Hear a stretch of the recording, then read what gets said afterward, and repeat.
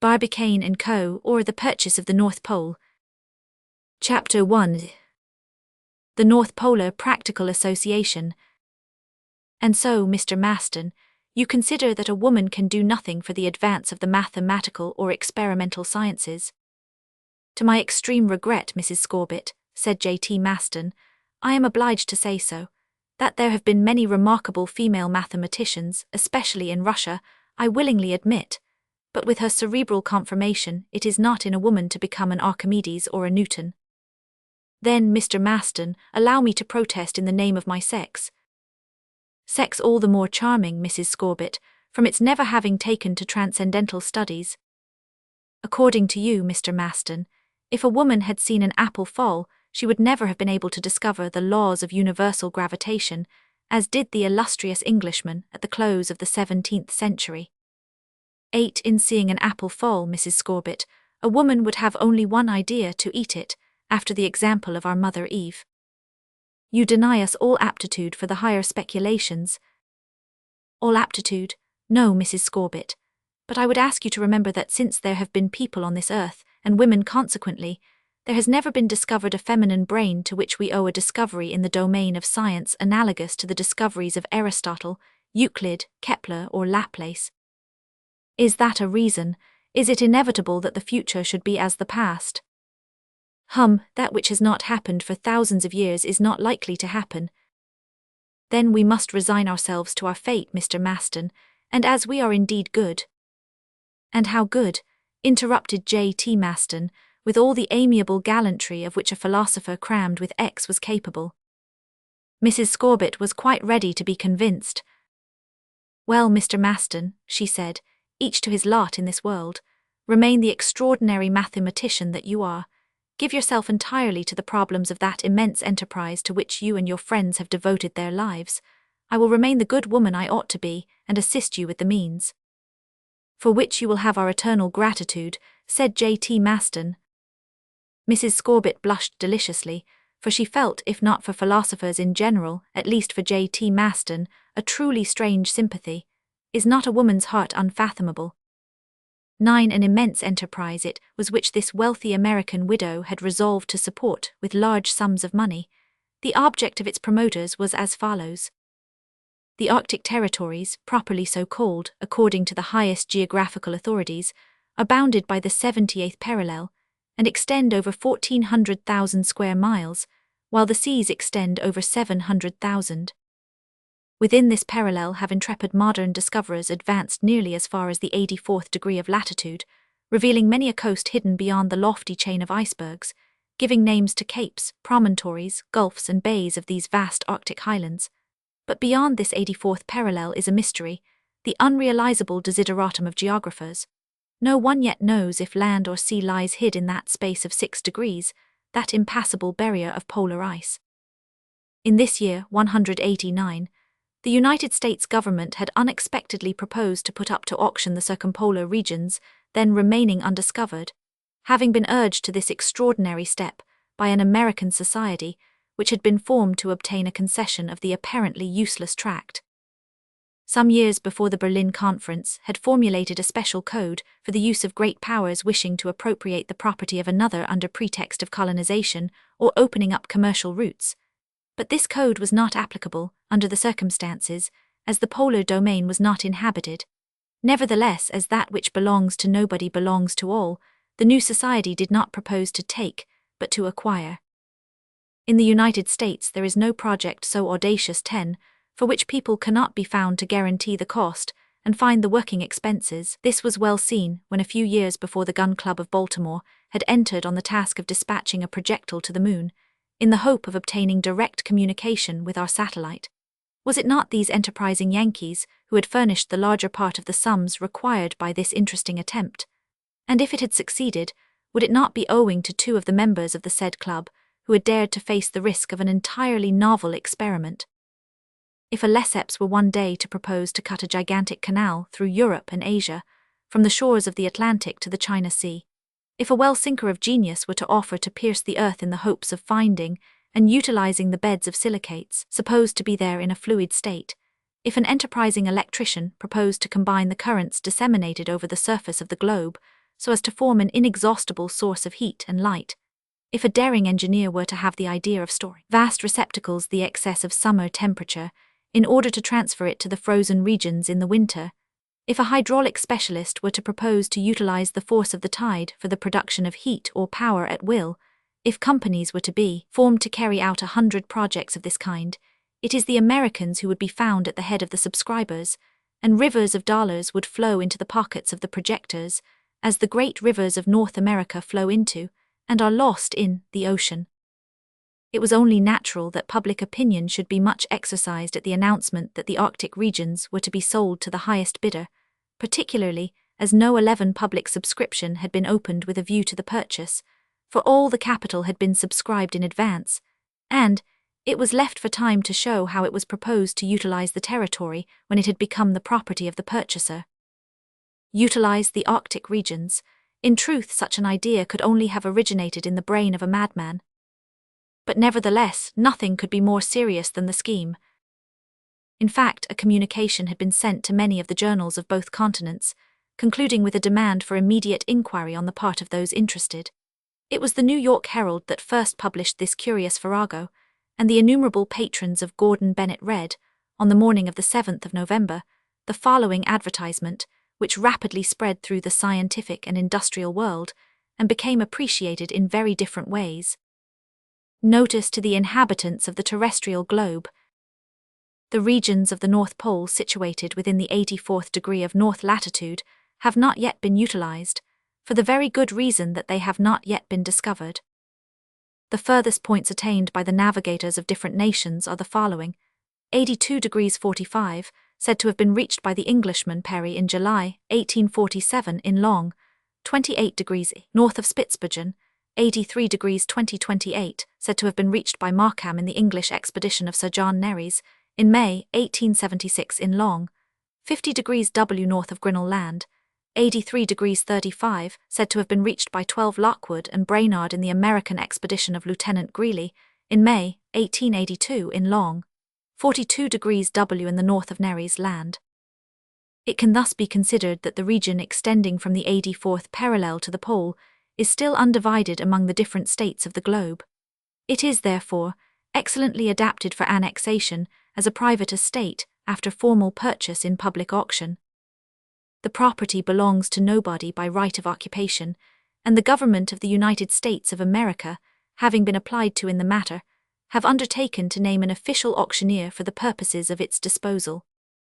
A company has been formed at Baltimore, under the title of the North Polar Practical Association, which proposes to acquire the region by purchase, and thus obtain an indefeasible title to all the continents, islands, islets, rocks, seas, lakes, rivers, and watercourses, whatsoever of which this Arctic territory is composed, although these may be now covered with ice, which ice may in summertime disappear. It is understood that this right will be perpetual and indefeasible, even in the event of modification, in any way whatsoever, of the geographical or meteorological conditions of the globe. The project having herewith been brought to the knowledge of the people of the two worlds, representatives of all nations will be admitted to take part in the bidding, and the property will be adjudged to the highest bidder. The sale will take place on the 3rd of December of the present year, in the auction mart at Baltimore, Maryland, United States of America. For further particulars apply to William S. Forster, 13 Provisional Agent of the North Polar Practical Association 93, High Street, Baltimore. It may be that this communication will be considered as a madman's freak, but at any rate it must be admitted that in its clearness and frankness it left nothing to be desired. The serious part of it was that the federal government had undertaken to treat a sale by auction as a valid concession of these undiscovered territories. Opinions on the matter were many. Some readers saw in it only one of those prodigious outbursts of American humbug which would exceed the limits of puffism if the depths of human credulity were not unfathomable. Others thought the proposition should be seriously entertained, and these laid stress on the fact that the new company had not appealed to the public for funds. It was with their own money that they sought to acquire the northern regions. They did not seek to drain the dollars and banknotes of the simple into their coffers. No, all they asked was to pay with their own money for their circumpolar property. This was indeed extraordinary. To those people who were fond of figures, it seemed that all the said company had to do was to buy the right of the first occupant, but that was difficult, as access to the pole appeared to be forbidden to man, and the new company would necessarily act with prudence, for too many legal precautions could hardly be taken. It was noticed that the document contained a clause providing for future contingencies.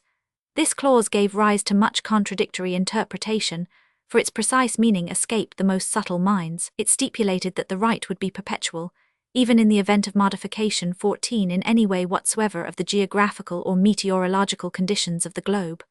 What was the meaning of this clause? What contingency did it provide for? How could the Earth ever undergo a modification affecting its geography or meteorology, especially in the territories in question? Evidently, said the knowing ones, there is something in this. Explanations, there were many to exercise the ingenuity of some and the curiosity of others. The Philadelphia Ledger made the following suggestion. The future acquirers of the Arctic regions have doubtless ascertained by calculation that the nucleus of a comet will shortly strike the Earth in such a manner that the shock will produce the geographical and meteorological changes for which the clause provides. This sounded scientific, but it threw no light on the matter. The idea of a shock from such a comet did not commend itself to the intelligent. It seemed inadmissible that the concessionaries should have prepared for so hypothetical an eventuality. Perhaps, said the New Orleans Delta, the new company imagined that the precession of the equinoxes will produce the modification favorable to the utilization of their new property. And why not, asked the Hamburger correspondent, if the movement modifies the parallelism of the axis of our spheroid? In fact, said the Paris Revue Scientifique, did not Adhemer say in his book on the revolutions of the sea that the precession of the equinoxes, combined with the secular 15 movement of the major axis of the terrestrial orbit, would be of a nature to bring about, after a long period, a modification in the mean temperature of the different parts of the Earth and in the quantity of ice accumulated at the poles? That is not certain, said the Edinburgh Guardian, and even if it were so, would it not require a lapse of 12,000 years for Vega to become our pole star, in accordance with the said phenomenon, and for the Arctic regions to undergo a change in climate? Well, said the Copenhagen Dagblad, in 12,000 years it will be time enough to subscribe the money. Meanwhile we do not intend to risk a krona. But although the Revue Scientifique might be right with regard to Adhemer, it was probable that the North Polar Practical Association had never reckoned on a modification due to the precession of the equinoxes, and no one managed to discover the meaning of the clause, or the cosmical change for which it provided. To ascertain what it meant, application might perhaps be made to the directorate of the new company. Why not apply to its chairman? But the chairman was unknown. Unmentioned, too, were the secretary and directors. There was nothing to show from whom the advertisement emanated. It had been brought to the office of the New York Herald by a certain William S. Forster, of Baltimore, a worthy agent for codfish, acting for Ardrinal and Co., of Newfoundland, and evidently a man of straw. He was as mute on the subject as the fish consigned to his care, and the cleverest of reporters and interviewers could get nothing out of him. But if the promoters of this industrial enterprise persist on keeping their identity a mystery, their intentions were indicated clearly enough. They intended to acquire the freehold of that portion of the Arctic regions bounded by the 84th parallel of latitude, with the North Pole as the central point. Nothing was more certain than that among modern discoverers only Peary, Markham, Lockwood and Brainard had penetrated beyond this parallel. Other navigators of the Arctic seas had all halted below it. Peyer in 1874 had stopped at 82 degrees 15, to the north of France Joseph Land and Nova Zembla. De Long in the Jeannette expedition in 1879 had stopped at 78 degrees 45, in the neighborhood of the islands which bear his name. Others, by way of New Siberia and Greenland, in the latitude of Cape Bismarck, had not advanced beyond the 76th, 77th, nth parallels, so that by leaving a space of 25 minutes between Lockwood and Brainard's 83 degrees 35 and the 84 degrees mentioned in the prospectus, the North Polar Practical Association would not encroach on prior discoveries. Its project affected an absolutely virgin soil, untrodden by human foot. The area of the portion of the globe within this 84th parallel is tolerably large. From degrees to 90 degrees there are 6 degrees, which at 60 miles each give a radius of 360 miles and a diameter of 720 miles. The circumference is thus 2216 miles, and the area in round numbers 407,000 square miles. This is nearly a tenth of the whole of Europe, a good-sized estate. The advertisement, it will have been noticed, assumed the principle that regions not known geographically and belonging to nobody in particular belonged to the world at large. That the majority of the powers would admit 17, this contention was supposable, but it was possible that states bordering on these Arctic regions, or considering the regions as the prolongation of their dominions towards the north, might claim a right of possession, and their pretensions would be all the more justified by the discoveries that had been made having been chiefly due to these regions. And of course the federal government, as nominators of the auctioneer, would give these powers an opportunity of claiming compensation and satisfy the claim with the money realized by the sale. At the same time, as the partisans of the North Polar Practical Association continually insisted, the property was uninhabited, and as no one occupied it, no one could oppose its being put up to auction. The bordering states with rights not to be disregarded were 6 in number: Great Britain, the United States, Denmark, Sweden and Norway, Holland and Russia. But there were other countries that might put in a claim on the ground of discoveries made by their navigators. France might, as usual, have intervened on account of a few of her children having taken part in occasional expeditions. There was the gallant Bellot, who died in 1853 near Beechey Island during the voyage of the Phoenix, sent in search of Sir John Franklin. There was Dr. Octave Pavy, who died in 1884 at Cape Sabine during the stay of the Greely expedition at Fort Conger. And there was the expedition in 1838-39, which took to the Spitzbergen seas, Charles Martins and Marmier and Bravies and their bold companions. But France did not propose to meddle in the enterprise, which was more industrial than scientific, and at the outset she abandoned any chance she might have of a slice of the polar cake. 18. It was the same with Germany. She could point to the Spitzbergen expedition of Frederick Martins, and to the expeditions in 1869-70 of the Germania and Hansa, under Coldwey and Hegeman, which reached Cape Bismarck on the Greenland coast. But notwithstanding these brilliant discoveries, she decided to make no increase to the Germanic Empire by means of a slice from the pole. So it was with Austria-Hungary, which, however, had her claims on Franz-Joseph Land to the northward of Siberia. As Italy had no right of intervention, she did not intervene, which is not quite so obvious as it may appear. The same happened with regard to the Samiids of Siberia, the Eskimos who are scattered along the northern regions of America, the natives of Greenland, of Labrador, of the Baffin-Perry archipelago, of the Aleutian Islands between Asia and America, and of Russian Alaska, which became American in 1867. But these people, the undisputed aborigines of the northern regions, had no voice in the matter. How could such poor folks manage to make a bid at the auction promoted by the North Polar Practical Association? And if they outbid the rest, how could they pay? In shellfish or walrus teeth or seal oil? But surely they had some claim on this territory. Strange to say, they were not even consulted in the matter. Such is the way of the world. Chapter 2. To syndicate or not to syndicate. If the new company acquired the Arctic regions, these regions would, owing to the company's nationality, become for all practical purposes a part of the United States. What would the first inhabitant say? Would the other powers permit it? The Swedes and Norwegians were the owners of the North Cape, situated within the 70th parallel, and made no secret that they considered they had rights extending beyond Spitzbergen up to the pole itself. Had not Kaelhau, the Norwegian, and Nordenskjold, the celebrated Swede, contributed much to geographical progress in those regions? Undoubtedly. Denmark was already master of Iceland and the Faroe Isles, besides the colonies in the Arctic regions at Disko, in Davis's Straits, at Holsteinborg, Proven, Gothhavn and Upernavik in Baffin Sea, and on the western coast of Greenland. Besides, had not Bering, a Dane in the Russian service, passed through in 1728 the straits now bearing his name, and had he not 13 years afterwards died on the island also named after him? And before him, in 1619, had not John Monk explored the eastern coast of Greenland, and discovered many points up to then totally unknown? Was not Denmark to have a voice in the matter? There was Holland too. Had not Barentz and Heemskerk visited Spitzbergen and Nova Zembla at the close of the 16th century?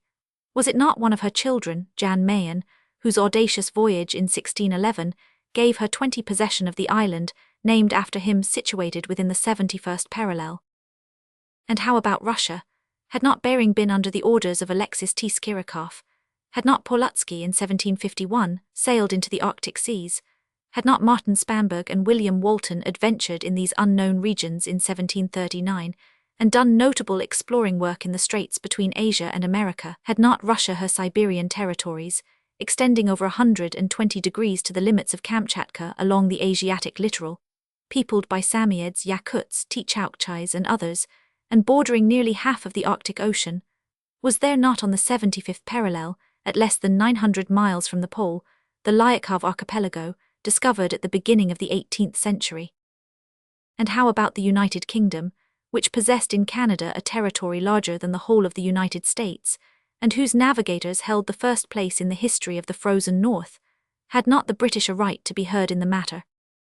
But not unnaturally, the British government considered that they had quite enough to do without troubling themselves about an advertisement in the New York Herald. The Foreign Office did not consider the consignee of codfish even worthy of a pigeonhole, and the Colonial Office seemed quite ignorant of his existence until the Secretary's attention was called to the subject, when the official reply was given that the matter was one of purely local interest, in which Her Majesty's government had no intention of concerning themselves.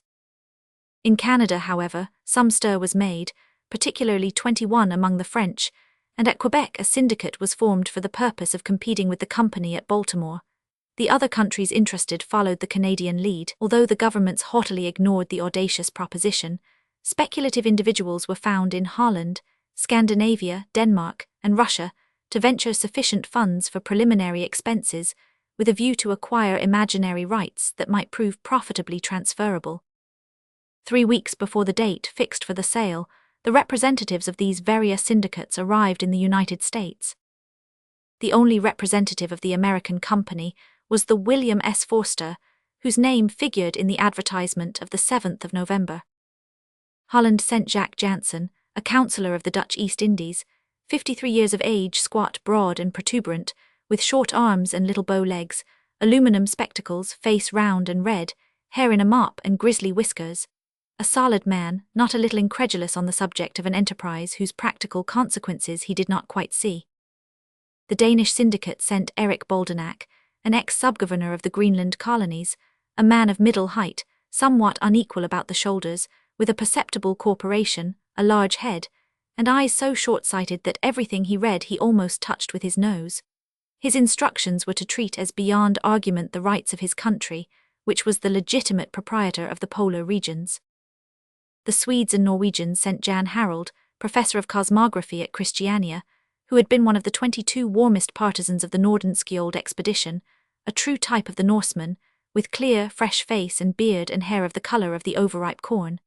Harald's private opinion was that the polar cap was covered with the pale Aeacristic Sea, and therefore valueless, but none the less he intended to do the best he could for those who employed him. The representative of the Russian financiers was Colonel Boris Karkov, half soldier, half diplomatist, tall, stiff, hairy, bearded, mustached, very uncomfortable in his civilian clothes, and unconsciously seeking for the handle of the sword he used to wear. The colonel was very anxious to know what was concealed in the proposition of the North Polar Practical Association, with a view to ascertaining if it would not give rise to international difficulties. England having declined all participation in the matter, the only representatives of the British Empire were those from the Quebec Company. These were Major Donellan, a French-Canadian, whose ancestry is sufficiently apparent from his name, and a compatriot of his name Tadrin. Donellan was tall, thin, bony, nervous and angular, and of just such a figure as the Parisian comic journals caricature as that of an Englishman. Tadrin was the very opposite of the Major, being short and thick-set, and talkative and amusing. He was said to be of Scotch descent, but no trace of it was observable in his name, his character, or his appearance. The representatives arrived at Baltimore by different steamers. They were each furnished with the needful credit to outbid their rivals up to a certain point, but the limit differed in each case. The Canadian representatives had command of much the most liberal supplies, and it 23 seemed as though the struggle would resolve itself into a dollar duel between the two American companies. As soon as the delegates arrived, they each tried to put themselves in communication with the North Polar Practical Association, unknown to the others. Their object was to discover the motives of the enterprise, and the profit the association expected to make out of it. but there was no trace of an office at Baltimore. The only address was that of William S. Forster, High Street, and the worthy codfish agent pretended that he knew nothing about it. The secret of the association was impenetrable. The consequence was that the delegates met, visited each other, cross-examined each other, and finally entered into communication with a view of taking united action against the Baltimore Company. And one day, on the 22nd November, they found themselves in conference at the Walseley Hotel, in the rooms of Major Donellan and Tadrin, the meeting being due to the diplomatic efforts of Colonel Boris Karkof. To begin with, the conversation occupied itself with the advantages, commercial or industrial, which the association expected to obtain from its Arctic domain. Professor Harold inquired if any of his colleagues had been able to ascertain anything with regard to this point, and all of them confessed that they had endeavored to pump William S. Forster without success. "I failed," said Boldenac. "I did not succeed," said Jansen. "When I went," said Tadrin, "I found a fat man in a black coat and wearing a stovepipe hat. He had on a white apron, and when I asked him about this affair, he told me that the South Star had just arrived from Newfoundland with a full cargo of fine cod, which he was prepared to sell me on advantageous terms on behalf of Messrs. Ardrinal and Co." Said the councillor of the Dutch East Indies, "you had much better buy a full cargo of fine cod than throw your money into the Arctic Sea." "That's not the question," said the Major. "We are not talking of codfish but of the polar ice cap." "Which," said Tadrin, "the codfish man wants to wear." "It will give him influenza," said the Russian. "That is not the question," said the Major. "For some reason or other this North Polar Practical Association, mark the word practical, gentlemen, wishes to buy 407,000 square miles round the North Pole from the 84th. "We know all that," said Professor Harold, "but what we want to know is, what do these people want to do with these territories, if they are territories, or these seas if they are seas?" "That is not the question," said Donellan. "Here is a company proposing to purchase a portion of the globe which, by its geographical position, seems to belong to Canada." "To Russia," said Karkof. "To Holland," said Jansen. "To Scandinavia," said Harold. "To Denmark," said Boldenac. "Gentlemen," said Tadrin, "excuse me, but that is not the question. By our presence here we have admitted the principle that the circumpolar territories can be put up to auction, and become the property of the highest bidder. Now, as you have powers to draw to a certain amount, 25, why should you not join forces and control such a sum as the Baltimore Company will find it impossible to beat?" The delegates looked at one another. A syndicate of syndicates. In these days we syndicate as unconcernedly as we breathe, as we drink, as we eat, as we sleep. Why not syndicate still further? But there was an objection, or rather an explanation was necessary, and Jansen interpreted the feeling of the meeting when he asked, "And after?" "Yes, after." "But it seems to me that Canada," said Donellan. "And Russia," said Karkof. "And Holland," said Jansen. "And Denmark," said Boldenac. "Don't quarrel, gentlemen," said Tadrin. "What is the good? Let us form our syndicate." "And after," said Harold. "After," said Tadrin. "Nothing can be simpler, gentlemen.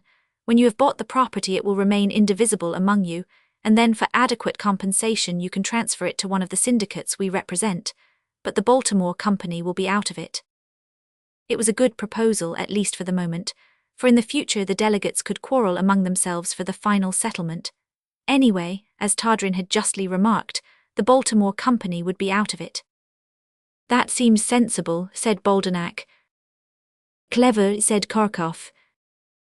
"Artful," said Harold. "Sly," said Jansen. "Quite Canadian," said Donellan. 26, and so, gentlemen, said Karkof, "it is perfectly understood that if we form a syndicate the rights of each will be entirely reserved." "Agreed."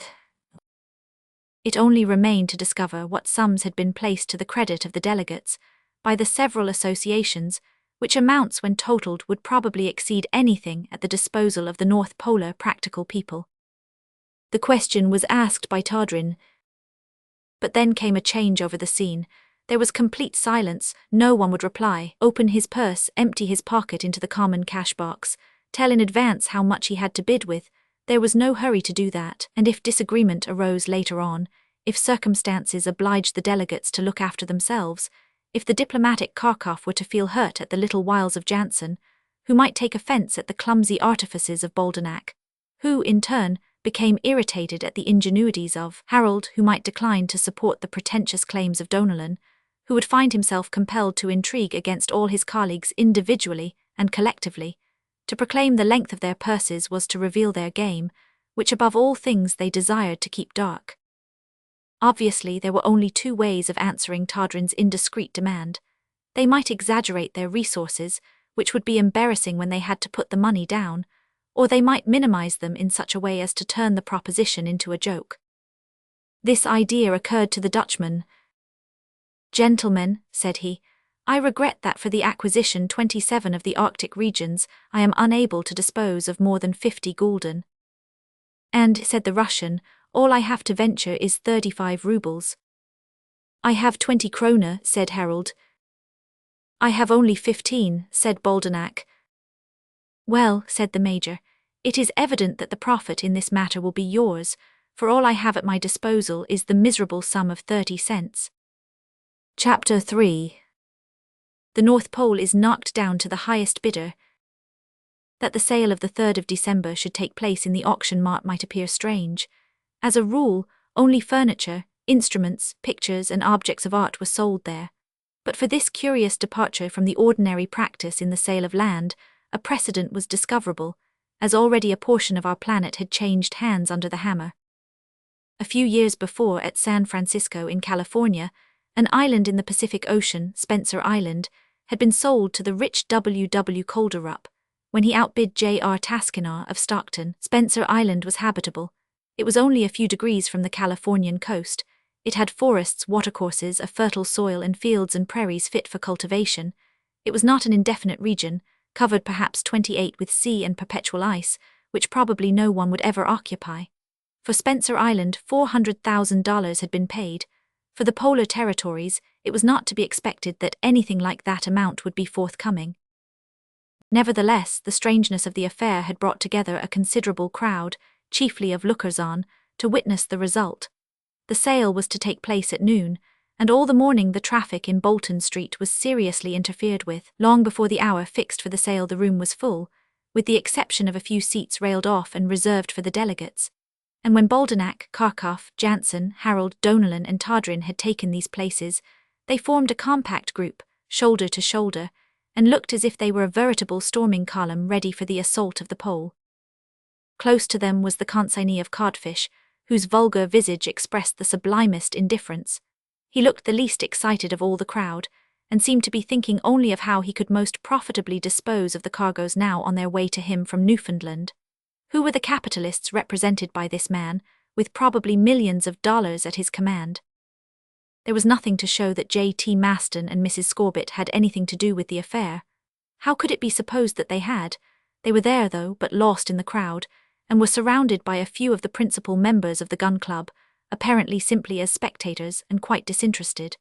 William S. Forster seemed to have not the least knowledge of their existence. As it was impossible to hand round the North Pole for the purposes of examination, a large map of the Arctregions had been hung behind the auctioneer's desk. 17 degrees above the Arctic Circle, a broad red line around the 84th parallel marked off the portion of the globe which the North Polar Practical Association had brought to the hammer. According to the map, the region was occupied by a sea covered with an ice cap of considerable thickness. But that was the affair of the purchasers. At least, no one could complain that they had been deceived as to the nature of the goods. As 12 o'clock struck, the auctioneer Andrew R. Gilmer entered by a little door behind his desk. He surveyed the assembly for an instant through his glasses, and then, calling for silence by a tap from his hammer, he addressed the crowd as follows. "Gentlemen, I have been instructed by the federal government to offer for sale a property situated at the North Pole, bounded by the 84th parallel of latitude, and consisting of certain continents and seas, either solid or liquid, but which I am not quite sure. Kindly cast your eyes on this map. It has been compiled according to the latest information. You will see that the area is approximately 407,000 square miles. To facilitate the sale, it has been decided that the biddings for this extensive region shall be made per square mile. You will therefore understand that every cent bid will represent in round numbers 407,000 cents, and every dollar $407,000. I must ask you to be silent, gentlemen, if you please. The appeal was not superfluous, for the impatience of the public was producing a gradually increasing tumult that would drown the voices of the bidders. When tolerable quietness had been established thanks to the intervention of Flint, the auctioneer's porter, who roared like a siren on a foggy day, Gilmer continued. Before we begin the biddings, I think it right to remind you of 3 things. The property has only one boundary, that of the 84th degree of north latitude. It has a guaranteed title, and it will remain the property of the purchasers, no matter what geographical or meteorological modifications the future may produce. Always this curious observation. Now, gentlemen, said Gilmer, what offers? And giving his hammer a preliminary shake, he continued in a vibrating nasal tone, we will start at 10 cents the square mile. 10 cents, the tenth of a dollar, meant $40,700 for the lot. Whether Gilmer had a purchaser at this price or not, the amount was quickly increased by Boldenac. 20 cents, he said. 30 cents, said Jansen for the Dutchman. 35, said Professor Harold.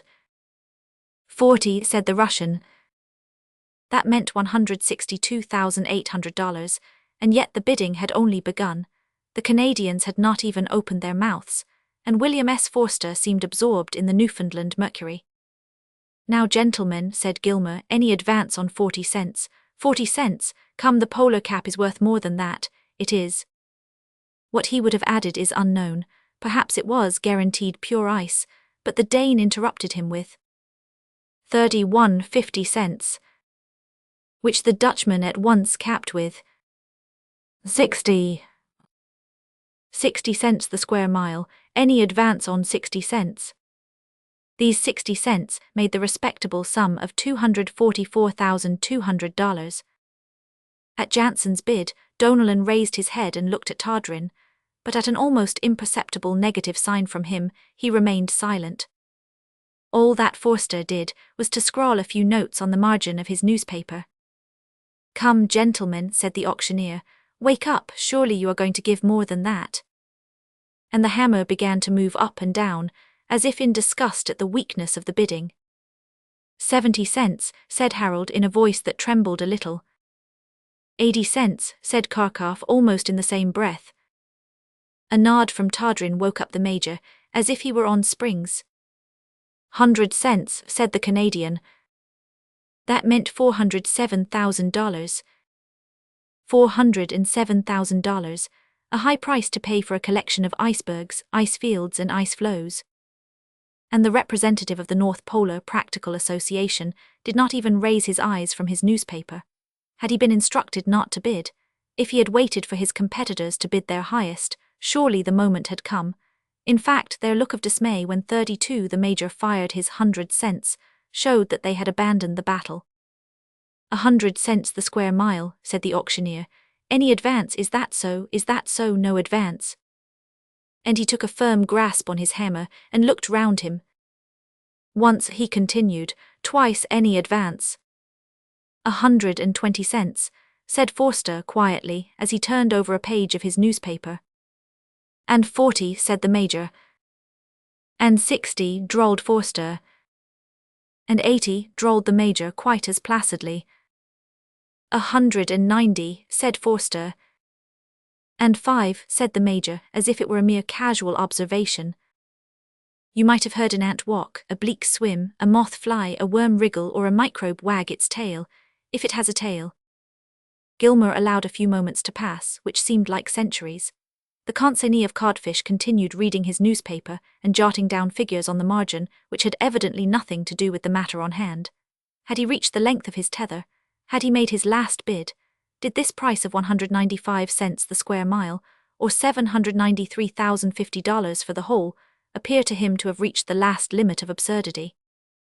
195 cents, said the auctioneer, going at 195 cents. And he raised his hammer. 195 cents, going. And every eye was turned on the representative of the North Polar Practical Association.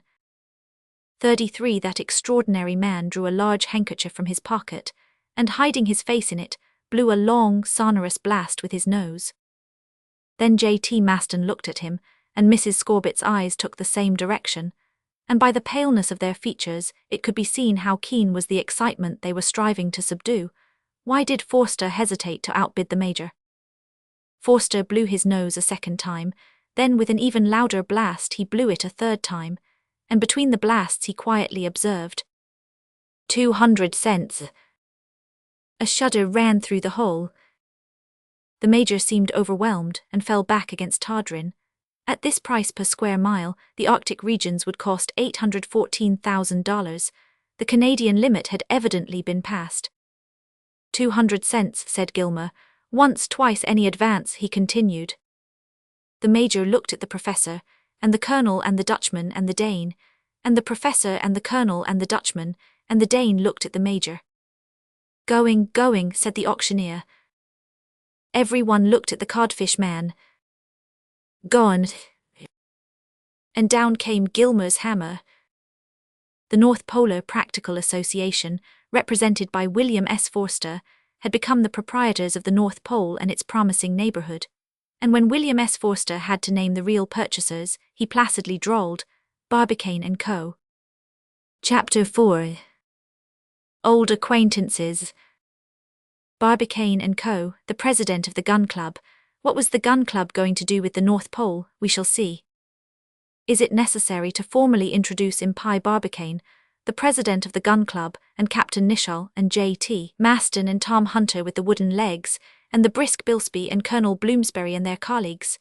No, although 20 years had elapsed since the attention of the world was concentrated on these remarkable personages, they had remained much as they were, just as incomplete corporeally, and just as obstreperous, just as daring, just as wrapped up in themselves as when they had embarked in their extraordinary adventure.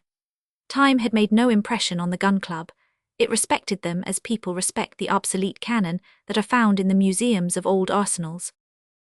If the Gun Club comprised members at its foundation, that is persons and not limbs, for a number of these were missing, if 30,575 correspondents were proud of their connection with the club, the number had in no way decreased. On the contrary, thanks to the unprecedented attempt they had made to open communication with the moon, as related in the moon voyage, its celebrity had increased enormously. It will be remembered that a few years after the War of Secession, certain members of the Gun Club, tired of doing nothing, had proposed to send a projectile to the moon by means of a monster columbiad. A gun 900 feet 35 long had been solemnly cast at Tampa Town in the Floridan Peninsula and loaded with 400,000 pounds of fulminating cotton. Shot out by this gun, a cylindro-conical shell of aluminum had been sent flying among the stars of the night under a pressure of 6 million millions of liters of gas. Owing to a deviation of the trajectory, the projectile had gone round the moon and fallen back to the Earth, dropping into the Pacific Ocean in lat. 27 degrees 7 N long, 141 degrees 37 west, when the frigate Susquehanna had secured it, to the great satisfaction of its passengers. Of its passengers, 2 members of the Gun Club, the president, Impey Barbicane, and Captain Nicholl with a hair-brained Frenchman, had taken passage in the projectile and had all returned from the voyage safe and sound.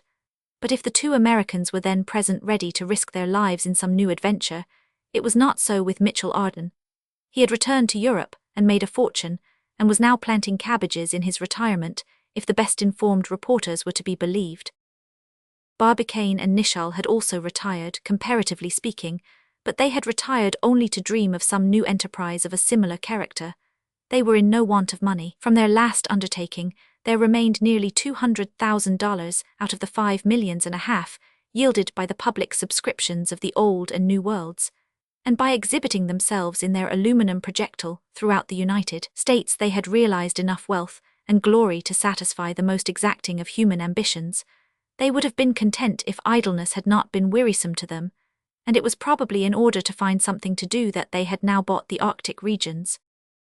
36. But it should not be forgotten that if they had paid for their purchase $800,000 and more, it was because Evangelina Scorbitt had advanced the balance they required.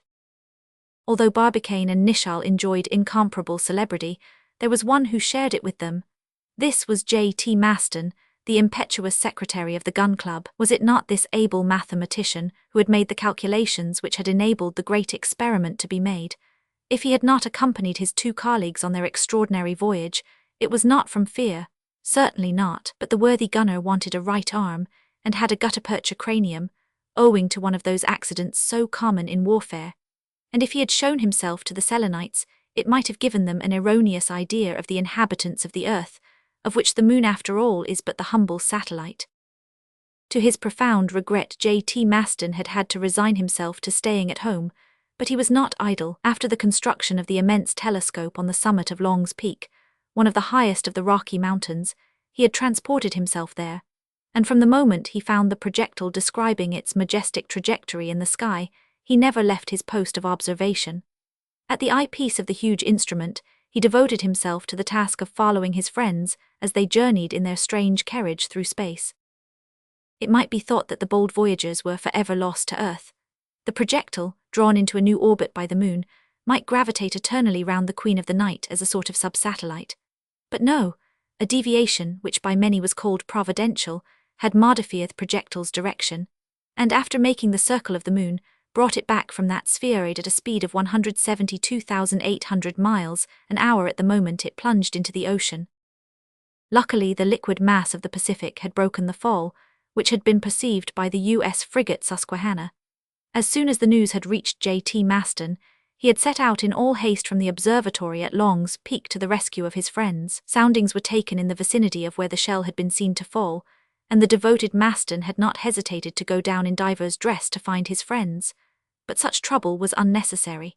The projectile, being of aluminum, displacing an amount of water greater than its own weight, had returned to the surface of the Pacific after a magnificent plunge, and President Barbicane, Captain Nicholl, and Mitchell Arden were found in their floating prison playing dominoes.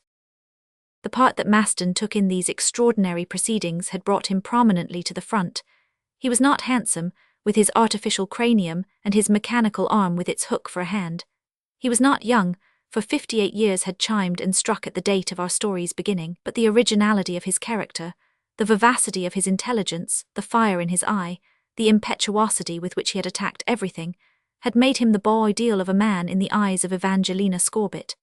His brain, carefully protected beneath its gutta-percha roof, was intact, and justly bore the reputation of being one of the most remarkable of the day. Mrs. Scorbitt, though the least calculation gave her a headache, had a taste for mathematicians if she had not one for mathematics. She looked upon them as upon beings of a peculiar and superior species. Heads where X's knocked against X's like nuts in a bag, brains which rejoiced in algebraic formal A, hands which threw about triple integrals as an equilibrist plays with glasses and bottles, intelligences which understood this sort of thing. Z's dx di dz. These were the wise men who appeared worthy of all the admiration of a woman, attracted to them proportionally to their mass and in inverse ratio to the square of their distances. And J.T. Maston was bulky enough to exercise on her an irresistible attraction, and as to the distance between them, it would be simply zero, if she succeeded in her plans. It must be confessed that this gave some anxiety to the secretary of the gun club, who had never sought happiness in such close approximations. Besides, Evangelina Scorbitt was no longer in her first youth, but she was not a bad sort of person by any means, and she would have wanted for nothing could she only see the day when she was introduced to the drawing-rooms of Baltimore as Mrs. J.T. Maston. The widow's fortune was considerable. Not that she was as rich as Good, Mackay, Vanderbilt, or Gordon Bennett, whose fortunes exceed millions, and who could give alms to a Rothschild. Not that she possessed the millions of Mrs. Moses Carper, Mrs. Stewart, or Mrs. Crocker, nor was she as rich as Mrs. Hammersley, Mrs. Helby Green, Mrs. Maffett, Mrs. Marshall, Mrs. Para Stevens, Mrs. Mintberry, and a few others, but she was the possessor of $4 good millions, which had come to her 39 from John P. Scorbitt, who had made a fortune by trade in fashionable sundries and salt pork. And this fortune the generous widow would have been happy to employ for the advantage of J.T. Maston, to whom she would bring a treasure of tenderness yet more inexhaustible. At Maston's request, she had cheerfully consented to put several hundreds of thousands of dollars at the disposal of the North Polar Practical Association, without even knowing what it was all about. With J.T. Maston concerned in it, she felt assured that the work could not but be grandiose, sublime, super-excellent. The past of the Gun Club's secretary was voucher enough for the future. It may be guessed, therefore, if she lost confidence when the auctioneer's hammer knocked down the North Pole to Barbicane and Co. while J.T. Maston formed part of the Co., could she do otherwise than applaud? And thus it happened that Evangelina Scorbitt found herself chief proprietor of the Arctic regions within the 84th parallel. But what would she do with them? Or rather, how was the company going to get any benefit out of their inaccessible domain? That was the question, and if in a pecuniary sense it had much interest for Mrs. Scorbitt, from a curiosity point of view, it had quite as much interest for the world at large. The trusting widow had asked a few questions of Maston before she advanced the funds, but Maston invariably maintained the closest reserve. Mrs. Scorbitt, he remarked, would know soon enough, but not before the hour had come, for she would be astonished at the object of the new association. Doubtless he was thinking of some undertaking which, to quote Jean-Jacques, never had an example and never will have imitators, of something destined to leave far behind the attempt made by the Gun Club to open up communication with the moon. When Evangelina grew somewhat pressing in her inquiries, J.T. Maston had placed his hook on his half-closed lips and remarked soothingly, "Have confidence, Mrs. Scorbitt, have confidence." And if Mrs. Scorbitt had confidence before the sale, what immense joy she must have experienced at the result. Still she could not help asking the eminent mathematician what he was going to do next, and though she smiled on him bewitchingly, the eminent mathematician only replied as he cordially shook her hand, "You will know very soon." That shake of the hand immediately calmed the impatience of Mrs. Scorbitt, and a few days later there was another shake, for the old and new worlds were considerably shaken, to say nothing of the shake that was coming, when they learnt the project for which the North Polar Practical Association appealed to the public for subscriptions. The company announced that it had acquired the territory for the purpose of working the coal fields at the North Pole. Chapter 5. The Polar Coal Field. But are there any coal fields at the pole? Such was the first question that presented itself. 41. Why should there be coal at the pole? Said some. Why should there not be? Said others. Coal beds are found in many parts of the world. There is coal in Europe, there is coal in America and in Africa and in Asia and in Oceania. As the globe is more and more explored, beds of fossil fuel are revealed in strata of all ages. There is true coal in the primary rocks, and there is lignite in the secondaries and tertiaries. England alone produces 160 millions of tons a year. The world consumes 400 million tons, and with the requirements of industry there is no decrease but an increase in the consumption. The substitution of electricity for steam as a motive power means the expenditure of coal just the same. The industrial stomach cannot live without coal. Industry is a carbonivorous animal and must have its proper food. Carbon is something else than a combustible. It is the telluric substance from which science draws the major part of the products and subproducts used in the arts.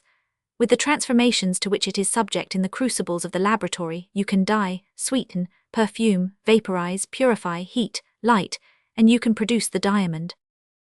But the coal beds from which our carbon at present chiefly comes are not inexhaustible, and the well-informed people who are in fear for the future are looking about for new supplies wherever there is a probability of their existence. But why should there be coal at the pole? Why, replied the supporters of President Barbicane, because in the Carboniferous period, according to a well-known theory, the volume of the sun was such that the 42 difference in temperature between the equator and the poles was inappreciable. Immense forests covered the northern regions long before the appearance of man, when our planet was subject to the prolonged influence of heat and humidity. And this the journals, reviews, and magazines that supported the North Polar Practical Association insisted on in 1,000 articles, popular and scientific. If these forests existed, what more reasonable to suppose than that the weather, the water, and the warmth had converted them into coal beds? But in addition to this, there were certain facts which were undeniable, and these were important enough to suggest that a search might be made for the mineral in the regions indicated. So thought Donellan and Tardrin as they sat together in a corner of the two friends. Well, said Tardrin, can Barbicane be right? It is very likely, said the Major. But then there are fortunes to be made in opening up the polar regions. Assuredly, said the Major. North America has immense deposits of coal, new discoveries are often being announced, and there are doubtless more to follow. The Arctic regions seem to be a part of the American continent geologically. They are similar in formation and physiography.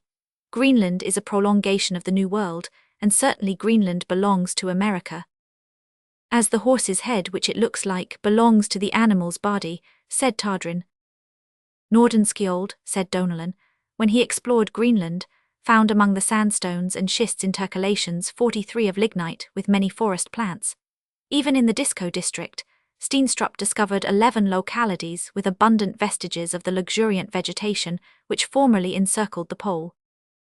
But higher up, asked Todrin. Higher up or farther up to the northward, said the Major, the presence of coal is extremely probable, and it only has to be looked for. And if there is coal on the surface, is it not reasonable to suppose that there is coal underneath? The Major was right. He was thoroughly posted up in all that concerned the geology of the Arctic regions, and he would have held on for some time if he had not noticed that the people in the Two Friends were listening to him. Are you not surprised at one thing, Major? What is that? That in this affair, in which you would expect to meet with engineers and navigators, you have only to deal with artillerists. What have they to do with the coal mines of the North Pole? That is rather surprising, said the Major. And every morning the newspapers returned to this matter of the coal mines. Coal beds, said one. What coal beds? What coal beds? Replied another. Why, those that Neris found in 1875 and on the 82nd parallel, when his people found the Miocene flora rich in poplars, beeches, viburnums, hazels and conifers. And in 1881-1884, added the scientific chronicler of the New York Witness, during the Greeley expedition to Lady Franklin Bay, a bed of coal was discovered by 44 men at Watercourse Creek, close to Fort Conger. Did not Dr. Pavey rightly consider that these carboniferous deposits were apparently destined to be used some day for contending with the cold of that desolate region?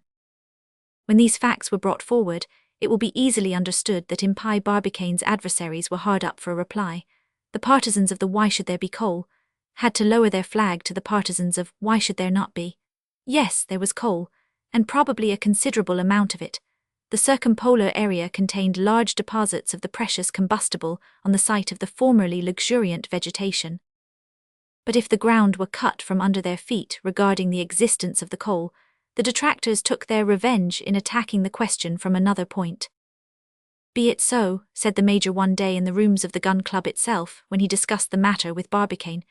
Be it so, I admit there is coal there, I am convinced there is coal there, but work it. That we are going to do, said Barbicane tranquilly. Get within the 84th parallel, beyond which no explorer has yet gone. We will get beyond it. Go to the pole itself. We are going there. And in listening to the president of the gun club making these cool answers, talking with such assurance, expressing his opinion so haughtily and unmistakably, the most obstinate began to hesitate. They felt they were in the presence of a man who had lost nothing of his former qualities. Calm, cool, with a mind eminently serious and concentrated, exact as a chronometer, adventurous, and bringing the most practical ideas to bear on the most daring undertakings. Solid, morally and physically, he was deep in the water, to employ a metaphor of Napoleon's, and could hold his own against wind or tide. His enemies and rivals knew that only too well. He had stated that he would reach the North Pole. He would set foot where no human foot had been set before. He would hoist the stars and stripes on one of the two spots of earth which remained immovable while all the rest spun round in diurnal rotation. Here was a chance for the caricaturists. In the windows of the shops and kiosks of the great cities of Europe and America, there appeared thousands of sketches and prints displaying Impey Barbicane seeking the most extravagant means of attaining his object.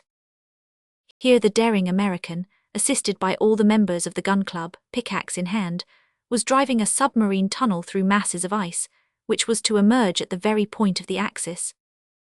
Here Barbicane, accompanied by J.T. Maston, a very good portrait, and Captain Nicholl, descended in a balloon on the point in question, and after unheard-of dangers, succeeded in capturing a lump of coal weighing half a pound, which was all the circumpolar deposit contained. Here J.T. Maston, who was as popular as Barbicane with the caricaturists, had been seized by the magnetic attraction of the pole, and was fast held to the ground by his metal hook.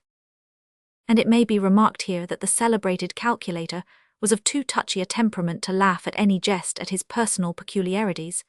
He was very much annoyed at it, and it will be easily imagined that Mrs. Scorbitt was not the last to share in his just indignation. Another sketch in the Brussels Magic Lantern represented Impey Barbicane and his co-directors working in the midst of flames, like so many incombustible salamanders. To melt the ice of the pale Aeacristic Sea, they had poured out over it a sea of alcohol, and then lighted the spirit, so as to convert the polar basin into a bowl of punch.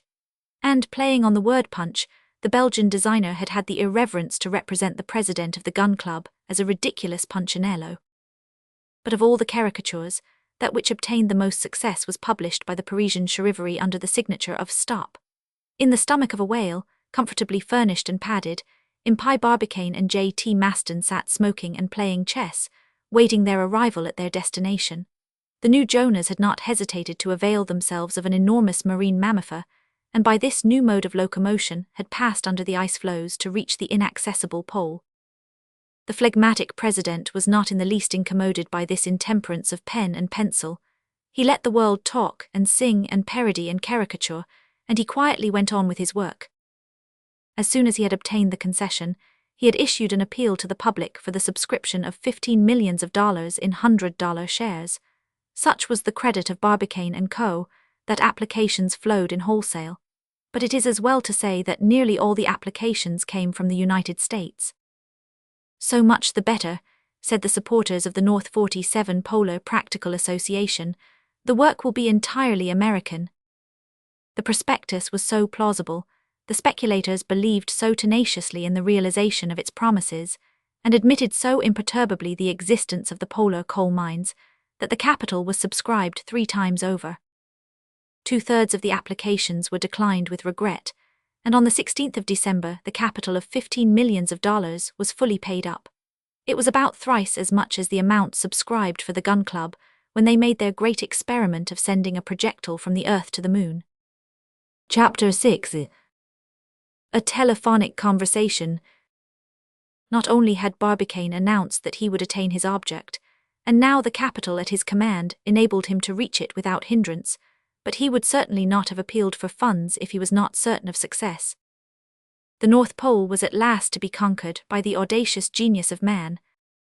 Barbicane and his co-directors had the means of succeeding where so many others had failed. They would do what had not been done by Franklin, Kane, Neris, or Greeley. They would advance beyond the 84th parallel. They would take possession of the vast portion 48 of the globe that had fallen to them under the hammer. They would add to the American flag the 43rd star for the 43rd state, annexed to the American Confederation. Rubbish, said the European delegates. And the means of conquering the pole, means that were practical, logical, indisputable, and of a simplicity quite infantine, were the suggestion of J.T. Maston. It was in his brain, where ideas were cooked in cerebral matter in a state of constant ebullition, that there had been conceived this great geographical work, and the means devised of bringing it to a successful issue. The secretary of the Gun Club was a remarkable calculator. The solution of the most complicated problems of mathematical science was but sport to him. He laughed at difficulties, whether in the science of magnitudes, that is algebra, or in the science of numbers, that is arithmetic. And it was a treat to see him handle the symbols, the conventional signs which form the algebraic notation, whether letters of the alphabet, representing quantities or magnitudes, or lines coupled or crossed, which indicate the relation between the quantities and the operations to which they are submitted. The coefficients, the exponents, the radicals, the indices, and the other arrangements adopted in that language. How the signs leapt from his pen, or rather from the piece of chalk which wriggled at the end of his metal hook, for he preferred to work on a blackboard. There, on a surface of 10 square yards, for nothing less would do for J.T. Maston. He revelled in all the ardour of his algebraical temperament. They were no miserable little figures that he employed in his calculations. No, the 49 figures were fantastic, gigantic, traced with a furious hand. His 2s and waltzed like shavings in a whirlwind. His 7s were like gibbets and only wanted a corpse to complete them. His 8s were like spectacles, and his 6s and had flourishes interminable. And the letters with which he built up his formal A, the A's and B's and C's he used for his quantities given or known, and the X's, Y's and Z's he used for the quantities sought or unknown, and especially his Z's, which twisted in zigzags like lightning flashes. And what turns and twiggles there were in his pi's, his lambdas, his omegas. Even a Euclid or an Archimedes would have been proud of them. And as to his signs in pure unblurred chalk, they were simply marvellous. His plus showed the addition was unmistakable. His, though humbler, was quite a work of art. His times was as clear as a St. Andrew's cross, and as to his equals, so rigorously equal were they as to indicate without a chance of mistake that J.T. Maston lived in a country where equality was no vain formula. His, and his were really grand, and as to his square root, the root of a quantity or of a number, it was really a triumph, and when he completed the horizontal bar in this style, square root, it seemed as if the indicatory vinculum would shoot clean off the blackboard and menace the world with inclusion within the maniacal equation. But do not suppose that the mathematical intelligence of J.T. Maston was bounded by the horizon of elementary algebra. No, the differential calculus, the integral calculus, the calculus of variations were no strangers to him, and with unshaking hand he dashed down the famous 50 sign of integration, the shape so terrible in its simplicity, the F. That speaks of an infinity of elements of the infinitely little. And like it was his sigma, which represents the sum of a finite number of finite elements, like it was his proportional to with which mathematicians indicate the variant, like it were all the mysterious symbols employed in this language, so unintelligible to ordinary mortals. In short, this astonishing man was capable of mounting the mathematical ladder to the very topmost rung. Such was J.T. Maston. No wonder his colleagues had every confidence in him when he undertook to solve the wildest abracadabrant calculations that occurred to their audacious brains. No wonder that the Gun Club had confided to him the problem regarding the hurling of the projectile from the earth to the moon. No wonder that Evangelina Scorbett was intoxicated with his glory, and had conceived for him an admiration which perilously bordered on love. But in the case under consideration, the solution of the problem regarding the conquest of the North Pole, J.T. Maston had no flight to take in the sublime regions of analysis.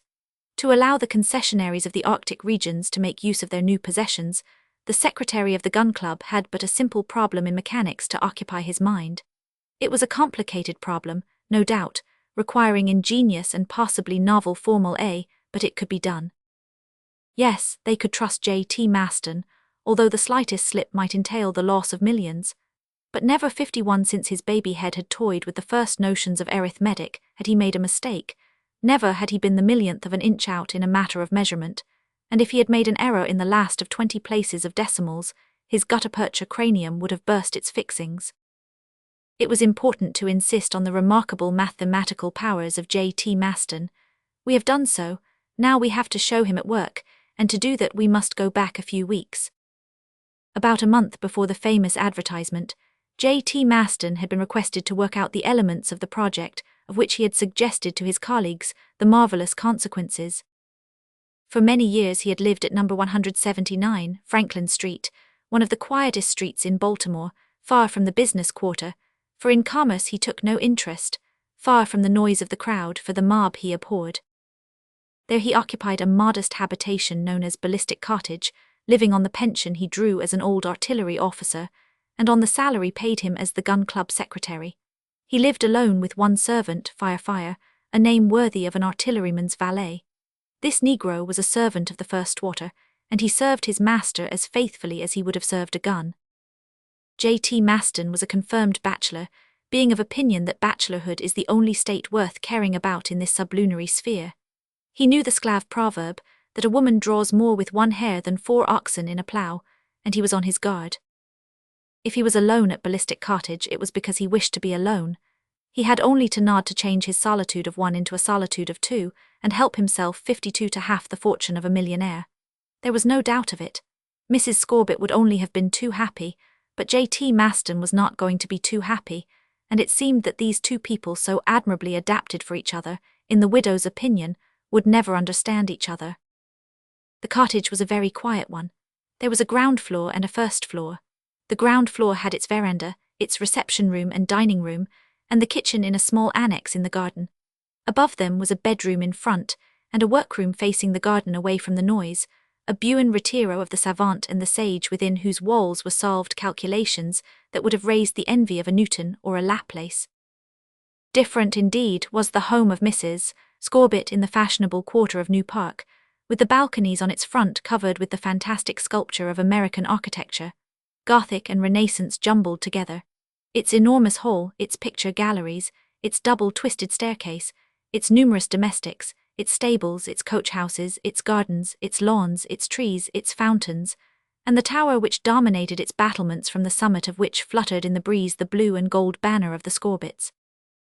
3 miles divided New Park from Ballistic Cottage, but a telephone wire united the two habitations, and at the ringing of the call between the mansion and the cottage conversation could be instantly established. If the talkers could not see each other, they could hear each other, and no one will be surprised to learn that Evangelina Scorbitt called J.T. Maston much oftener before his telephonic plate than J.T. Maston called Evangelina 53 Scorbitt before hers. The mathematician would leave his work, not without some disgust, to receive a friendly good morning, and he would reply by a growl along the wire, which he hoped would soften as it went, and then he would return to his problems. It was on the 3rd of October, after a last and long conference, that J.T. Maston took leave of his colleagues to devote himself to his task. It was the most important investigation he had undertaken. He had to calculate the mechanical formula A required for the advance on the pole, and the economical working of the coal beds thereof. He estimated that it would take him rather more than a week to accomplish this mysterious task. It was a complicated and delicate inquiry, necessitating the resolution of a large number of equations dealing with mechanics, analytical geometry of the 3 dimensions, and spherical trigonometry. To be free from trouble, it had been arranged that the secretary of the gun club should retire to his cottage, and be visited and disturbed by no one. This was a great trial for Mrs. Scorbitt, but she had to resign herself to it. She and President Barbicane, Captain Nicholl, the brisk Bilsby, Colonel Bloomsbury, and Tom Hunter with his wooden legs, had called on Maston in the afternoon to bid him farewell for a time. "You will succeed, dear Maston," she said as she rose to go. "But be sure you don't make a mistake," said Barbicane with a smile. "A mistake, exclaimed Mrs. Scorbitt with horror at the thought. With a grip of the hand from some, a sigh from one, 54 wishes for success, and recommendations not to overwork himself from others, the mathematician saw his friends depart. The door of Ballistic Cottage was shut, and Fire received orders to open it to no one, not even to the President of the United States of America. For the first 2 days of his seclusion, J.T. Maston thought over the problem without touching the chalk. He read over certain works relative to the elements, the earth, its mass, its density, its volume, its form, its rotation on its axis, and translation round its orbit, elements which were to form the bases of his calculations. These are the principle, which it is as well the reader should have before him. Form of the earth, an ellipsoid of revolution, with a major diameter of 7,926 miles, and a minor diameter of 7,899 miles. The difference between the two, owing to the flattening of the spheroid at the poles being 27 miles, or 1/293rd of its mean diameter. Circumference of the earth at the equator, 24,899 miles, the meridional circumference being 24,856 miles. Surface of the earth, 197 million square miles. Volume of the earth, 260 billion cubic miles. Density of the earth, 5.5 times that of water, the mass being approximately 6 sextillion tons. Duration of the earth's journey round the sun, 365 days and a quarter, constituting the solar year, or more exactly 365 days, 6 hours, 9 minutes, thus giving the spheroid an average velocity of 66,000 miles an hour. Rate of the Earth's rotation at the equator, 1,037 4,583 miles per hour. The following were the units of length, force, time, and inclination which J.T. Maston required for his calculations: the mile, the ton, the second, and the angle at the center which cuts off in any circle an arc equal to the radius. It was on the 5th of October at 5 o'clock in the afternoon. It is important to know the precise time in a work of such celebrity, that J.T. Maston, after much reflecting, began to write. And to begin with, he attacked the problem at its base, that is, by the number representing the circumference of the earth, and one of its great circles, viz., the equator. The blackboard was placed in an angle of the room on an easel of polished oak, well in the light of one of the windows which opened onto the garden. Little sticks of chalk were placed on the shelf at the bottom of the board. A sponge to wipe out with was in the calculator's left hand. His right hand, or rather his hook, was reserved for writing down the figures of his working. He began by describing the circumference of the terrestrial spheroid. At the equator, the curve of the globe was marked by a plain line representing the front part of the curve, and by a dotted line representing the back half of the curve. The axis was a perpendicular line cutting the equator, and marked NS. On the left-hand top corner of the board, he wrote the number that used to represent the Earth's circumference in metrical measurement. 40 million. He knew that this was an assumption admitted to be erroneous, but it afforded a good round integer to begin with, and the subsequent rectification of his calculations by the inclusion of the missing meters was but child's play to so transcendental a mathematician as J.T. Maston. 56. He was so preoccupied that he had not noticed the state of the sky, which had changed considerably during the afternoon. For the last hour, one of those great storms had been gathering which affect the organizations of all living things. Livid clouds like whitish wool flocks had accumulated on the grey expanse and hung heavily over the city. The roll of distant thunder was heard. One or two flashes had already rent the atmosphere where the electric tension was at its highest. J.T. Maston, more and more absorbed, saw nothing, heard nothing. Suddenly, an electric bell troubled the silence of the room with its hurried tinkling. "Good," exclaimed the mathematician. "If interrupters can't get in by the door, they come through the wire. A fine invention for people who wish to be left alone. I'll see if I can't turn that current off while I am at work." And stepping up to the telephone, he asked, "Who wants me?" "I want a moment's talk with you," said a feminine voice. "And who is speaking?" "Have you not recognized my voice, dear Mr. Maston? It is Mrs. Scorbitt." "Mrs. Scorbitt, she will not leave me a moment's peace." But the last words were prudently muttered above the instrument, so that the widow heard them not, and J.T. Maston, seeing that he must say something civil, replied, "Ah, it is you, Mrs. Scorbitt." The blackboard he struck with his back. "Page 57. 57, I, dear Mr. Maston." "And what does Mrs. Scorbitt want with me?" "To tell you that there is a storm coming your way." "Well, I cannot stop it." "No, but I wanted to ask if you had taken care to shut your window."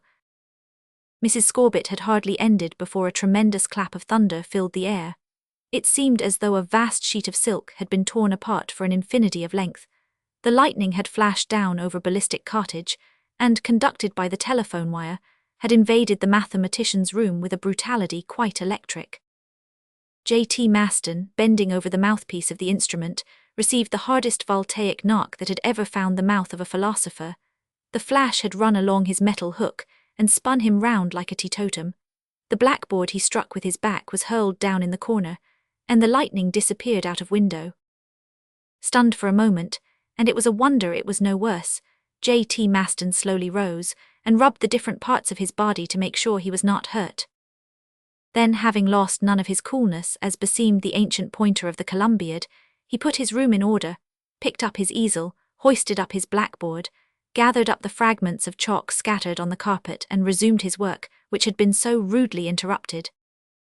But he noticed that by the fall of the blackboard, the figures he had written on the right-hand top corner, which represented in meters the approximate equatorial circumference of the Earth, had been partially erased. He stretched his hook up to rewrite them when the bell sounded with a feverish tinkle. 58 again, exclaimed J.T. Maston, and he went to the telephone. "Who is there?" he asked. "Mrs. Scorbitt." "And what does Mrs. Scorbitt want?" "Did that horrible flash of lightning strike Ballistic Cottage?" "I have every reason to believe so." "Good heavens, the lightning!" "Do not be uneasy, Mrs. Scorbitt."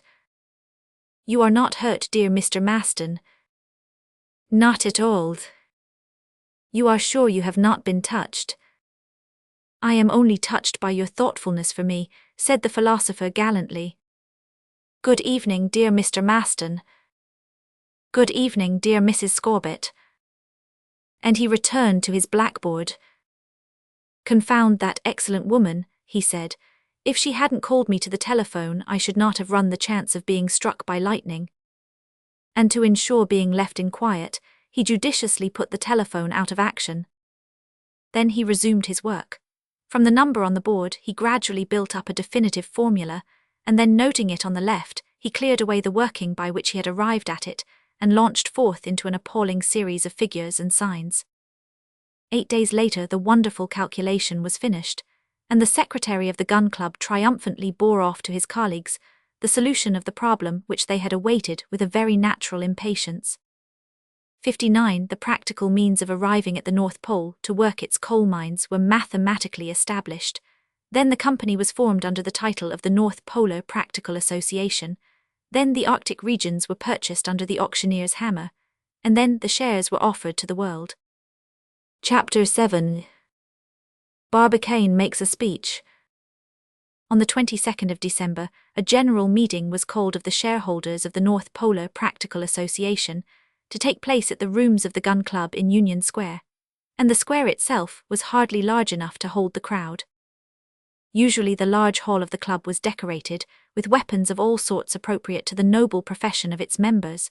It was quite an artillery museum. Even the furniture itself, the chairs and tables and couches, was of the pattern of the murderous engines which had sent to a better world so many worthy people whose secret desire had been to die of old age. On this occasion the furniture had been removed. This was not a warlike assembly. It was an industrial and pacific assembly over which Barbicane was to preside. The hall was full to suffocation, and the crowd of those who could not get in stretched half across Union Square. The members of the gun club who had held the first shares in the company had secured places round the 60 platform. Amongst them, even more triumphant than usual, were Colonel Bloomsbury, Tom Hunter with the wooden legs, and the brisk Bilsby. A comfortable armchair had been reserved for Mrs. Scorbit, as was only right, considering that she was the chief proprietor of the Polar freehold, and there were a number of other lady shareholders belonging to all classes of the city, whose bright bonnets and hats and feathers and ribbons were a welcome relief to the black coats of the noisy men that crowded under the glazed cupola of the hall. The immense majority of shareholders were not so much supporters as personal friends of the directors, but among the crowd were the representatives of the rival companies who had bid against Forster at the auction sale, and who now had taken shares in order to be qualified to vote and make mischief at the meetings. It can be easily imagined with what intense curiosity they awaited Barbicane's address, which would probably throw some light on the way in which the North Pole was to be reached. Perhaps there was a difficulty there even greater than working the mines. If any objections could be made, we may be sure that Boldenac, Kharkov, Janssen, and Harold were quite equal to making them, and the Major and his invaluable Tadrin would lose no chance of driving Barbicane behind his last entrenchments. It was 8 o'clock. The hall, the side rooms, and the corridors of the gun club glowed with Edison lamps. Ever since the doors had been opened to the public, there had been an incessant uproar, but as soon as the directors appeared, all was silent. At a table covered with a black cloth, on the platform, Barbicane, Nicholl, and J.T. Maston took up their positions 61 in the fullest glare of the light. As they did so, 3 cheers, punctuated by the needful hips, broke forth and were echoed in the adjacent streets. Solemnly J.T. Maston and Captain Nicholl sat down in all the plenitude of their celebrity. Then Barbicane, who had remained standing, put his right hand in his trouser pocket, his left thumb in his waistcoat pocket, and began to speak as follows. Fellow shareholders, the Directorate of the North Polar Practical Association have called this meeting in the rooms of the Gun Club, as they have something of importance to communicate to you. You have learnt from the newspapers that the object of our company is the opening up of the coal fields of the North Pole, the concession of which we have obtained. The estate acquired in public auction is the property of the company, and the capital, which was all subscribed by the 11th of December last, enables us to enter at once on an enterprise which will produce a rate of interest unknown up to now in any commercial or industrial operation whatever. Here the first murmur of approval for a moment interrupted the orator.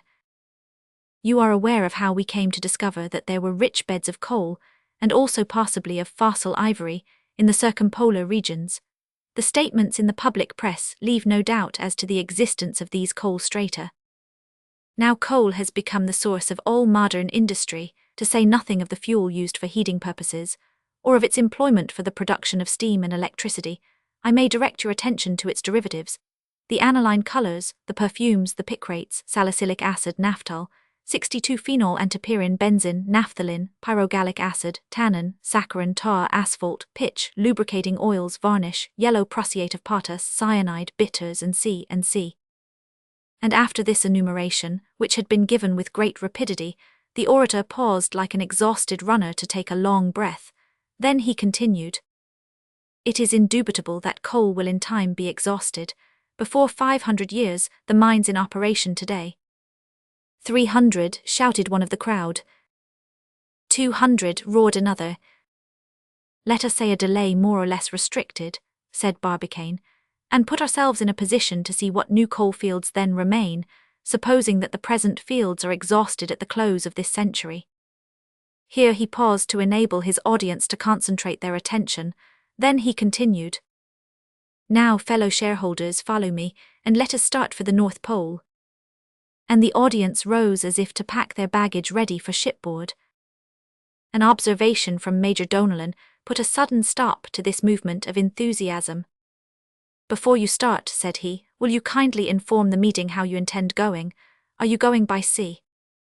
"Neither by sea nor by land nor by air," said Barbicane sweetly. And the assembly sat down, a prey to very pardonable curiosity. "You are not without some knowledge," continued the orator, "of the attempts that have been made to reach that inaccessible point of the terrestrial spheroid. It is better, 63 however, that I should remind you of a few of them. It will be to render due honor to the bold pioneers who have survived and those who have succumbed in these expeditions." Unanimous approval from the entire audience, irrespective of nationality. "In 1845, resumed Barbicane, Sir John Franklin with the Erebus and Terror set out to find the Northwest Passage, and nothing more was heard of him. In 1854 the American Kane and his lieutenant Morton went in search of Franklin. They returned, but their ship, the Advance, did not return. In 1859, Sir Leopold McClintock discovered a document from which it appeared that no survivor remained of the Erebus and Terror expedition. In 1860, Hayes left Boston in the schooner United States, crossed the 81st parallel, and returned in 1862 without being able to advance farther, notwithstanding the heroic efforts of his companions. In 1869, Captains Coldwey and Hegeman, both Germans, left Bremerhaven in the Hansa and Germania. The Hansa was crushed in the ice a little below the 71st parallel, and the crew had to take to their boats to reach the coast of Greenland. The Germania was more fortunate and returned to Bremerhaven, but she had not been able to get higher than the 77th parallel. In 1871, Captain Hall left New York in the steamer Polaris. 4 months afterwards, during the terrible winter, he died. A year later, the Polaris, caught in the floes after reaching the 82nd parallel, was crushed by the ice. 18 of her men, under Lieutenant Tyson, 64 took refuge on an ice floe and reached the continent after long drifting about in the Arctic Ocean. In 1875, Sir George Neris left Portsmouth with the Alert and Discovery. It was in his memorable Arctic campaign that winter quarters were established between the 82nd and 83rd parallels, and that Captain Markham, in a dash to the northward, stopped within 400 miles of the pole, no one up to then having been so near. In 1879, our great citizen Gordon Bennett. Here there were 3 cheers given for the proprietor of the New York Herald. Fitted out the Jeannette, which he confided to Captain DeLong. The Jeannette left San Francisco with 33 men, passed through Bering Straits, was caught by the ice at Herald Island, and sank at Bennett Island near the 77th parallel. The men had only one resource, to make southwards with the boats or journey over the ice fields. Misery decimated them. DeLong died in October. Many others succumbed, and 12 only returned from the expedition.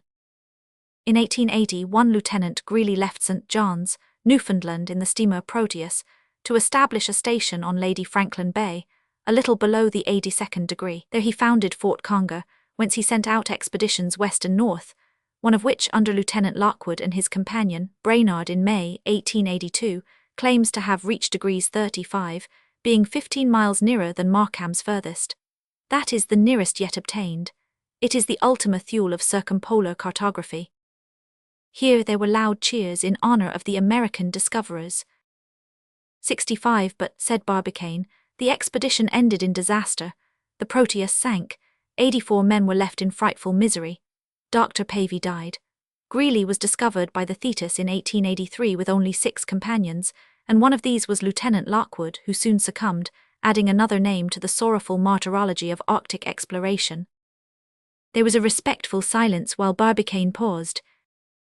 Then in a thrilling voice he resumed. And so, in spite of devotion and courage unparalleled, the 84th degree has never been passed, and we may even assert that it never will be by means of ships or sledges. It is not given to man to face such dangers and support such extremes of temperature. It is by other means we must advance to the conquest of the pole. From the subdued murmur of the audience it was evident that therein lay the interest of the communication. What was this secret? "And how are you going to capture it?" asked the Canadian. "Before 10 minutes are up you will know, sir," replied Barbicane, "and in addressing the shareholders generally I say, have confidence in us, for the promoters of the affair are the same men who embarked in the cylindro-conical." "The cylindro-conical," interrupted Tadrin, "dared to venture to the moon." "And have come back, as we see," added Tadrin, not without signs of disapproval. "Yes," continued Barbicane, "within the next 10 minutes you will know what we propose." A murmur of "oh" and "eh" and "ah" rose in answer to the reply. 66 It seemed as though the orator had said, "Within the 10 minutes we shall be at the pole." He continued, "And now, is it a continent at the pole? Is it not a sea such as Sir George Nere's called the Pal-Aeacristic Sea, the sea of ancient ice? To that I say we do not think so." "That is not good enough," said Boldenac. "It is not a question of not thinking so but of being certain." "Well, I reply to our exuberant interrupter that we are certain. It is solid ground, not a liquid basin, that the North Polar Practical Association has purchased. It is a plateau like the desert of Gobi in Central Asia, 2 or 3 miles above sea level, as can be easily and logically proved from the observations made in the regions of which the polar domain is really a prolongation. Nordenskjöld and other observers have all stated that Greenland increases in height as it goes northward. 100 miles from Disco, its altitude is nearly 7,000 feet, and if we consider the different products, animal or vegetable, found in the secular ice, such as the carcasses of mastodons, the trunks of conifers, you can see that the continent was once a fertile one, inhabited certainly by animals and probably by men. There lie buried the thick forests of prehistoric times, which have formed the coal fields we propose to develop. Yes, it is a continent round the pole, a virgin continent untrodden by human foot." Great applause. When the echoes of the applause had rolled away, the strident voice of the Canadian was heard. 7 minutes out of the 10 have gone, and we have not yet reached the pole." 67 We will be there in 3 minutes, placidly remarked Barbicane. He continued, "But if it is a continent, and the continent is elevated as we have reason to believe, it is obstructed by eternal ice, covered with icebergs and ice fields, and under such circumstances its development would be difficult." "Impossible," said Harold. "Impossible, I am aware," said Barbicane. "And it is to conquer this impossibility that our efforts are directed. We have no need of ships or sledges to reach the pole, but thanks to our arrangements the fusion of the ice, ancient or modern, will take place like enchantment." He paused, there was absolute silence. "Gentlemen," he continued, "Archimedes demanded but a fulcrum to lift the world. Well, we have found a fulcrum. A lever was what the great Syracusan geometer required, and a lever we possess. We are in a position to displace the pole." "Displace the pole," exclaimed Boldenac. "Bring it to Baltimore," said Professor Harold. Evidently Barbicane did not wish to be more precise, for he continued, "As to this fulcrum—" Don't tell," shouted one of the audience excitedly. "As to this lever—" keep it secret," shouted the spectators. "We will keep it secret," said Barbicane. Boldenac and co. protested in vain. The orator continued. 68 As to the results of this mechanical operation, an operation unprecedented in industrial annals, which we have undertaken and will bring to a successful issue thanks to your capital, I will say a few words." "Listen," shouted the crowd. The first idea of our enterprise occurred to one of the most learned, devoted, and illustrious of our colleagues. To him also belongs the glory of having made the calculations which rendered the theory practicable, for if the development of the polar minds is child's play, the displacement of the pole is a problem which higher mechanics can alone deal with. That is why we addressed ourselves to our worthy secretary, J.T. Maston. "Hurrah, hip, hip, hip, hurrah for J.T. Maston!" shouted the whole assembly, electrified by the presence among them of that extraordinary man. Ah, how much was Mrs. Scorbitt moved at the acclamations, which resounded round the celebrated calculator. He, with great modesty, bowed his head to the right, then to the left, and then saluted in front with his metal hook. "Already," said Barbicane, when the great meeting which celebrated the arrival in America of the Frenchman Michel Ardan, a few months before our departure for the moon. The American spoke as coolly of the voyage to the moon as of a railway journey to New York. J.T. Maston had exclaimed, "Let us invent machines, let us find a fulcrum, and we will shift the axis of the earth." Many of you heard him and will remember it. Well, the machines are invented, the fulcrum is found, and it is to the righting of the earth's axis that our efforts will be directed. "What?" exclaimed Donellan, "you will put the earth's axis upright?" "Yes, sir," said Barbicane, "or rather we can make a new axis on which the diurnal rotation formerly." "Modify the diurnal rotation," exclaimed Kharkov. "Absolutely, and without touching its duration. The operation will bring the pole to about the 67th parallel, and under such circumstances the Earth will behave like Jupiter, whose axis is nearly perpendicular to the plane of his orbit. This displacement of 23 degrees 28 will suffice to obtain for our polar property sufficient warmth to melt the ice accumulated for thousands of years." The audience looked at him in a state of breathlessness. No one dared to interrupt or even to applaud him. All were overwhelmed with the idea, which was so ingenious and so simple, to change the axis on which the globe turns. The representatives of the rival syndicates were astounded, annihilated, and remained without a word to say for themselves. But the applause broke out when Barbicane concluded with sublime simplicity. "Thus it is the sun himself who will melt the icebergs and ice floes, and render it easy to obtain access to the pole." "And so," said Donellan, "if man cannot get to the pole must come to man." "Just so," said Barbicane. Chapter 8. Like Jupiter. Yes, like Jupiter. At the time of that memorable meeting in honor of Michel Ardan, so appropriately mentioned by the orator, if J.T. Maston had excitedly exclaimed, "Let us right the Earth's axis," it was because the daring and fantastical Frenchman, one of the heroes of the moon voyage, had chanted his dithyrambic hymn in honor of the most important planets of our solar system. In his superb panegyric, he had celebrated the special advantages of the giant planet, as we briefly reported at the time.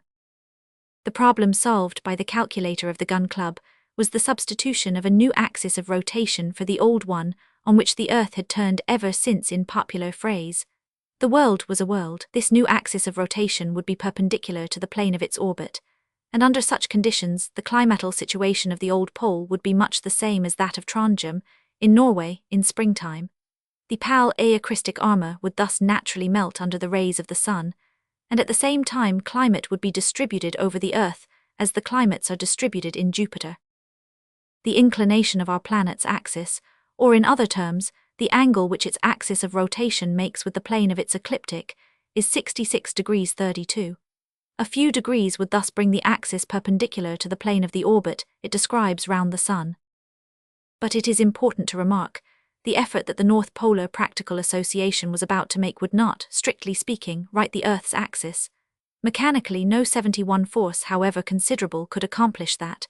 The Earth is not like a chicken on a spit, that we can take it in our hand and shift it as we will. But the making of a new axis was possible, it may be said easy, if the engineers only had the fulcrum dreamt of by Archimedes and the lever imagined by J.T. Maston. But as it had been decided to keep the invention a secret until further orders, all that could be done was to study the consequences.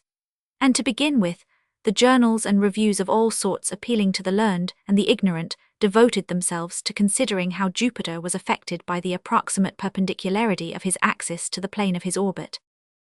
Jupiter, like Mercury, Venus, the Earth, Mars, Saturn, Uranus, and Neptune, forms part of the solar system, and sweeps round at nearly 500 million miles from the central fire, and his volume is about 14 times that of the Earth.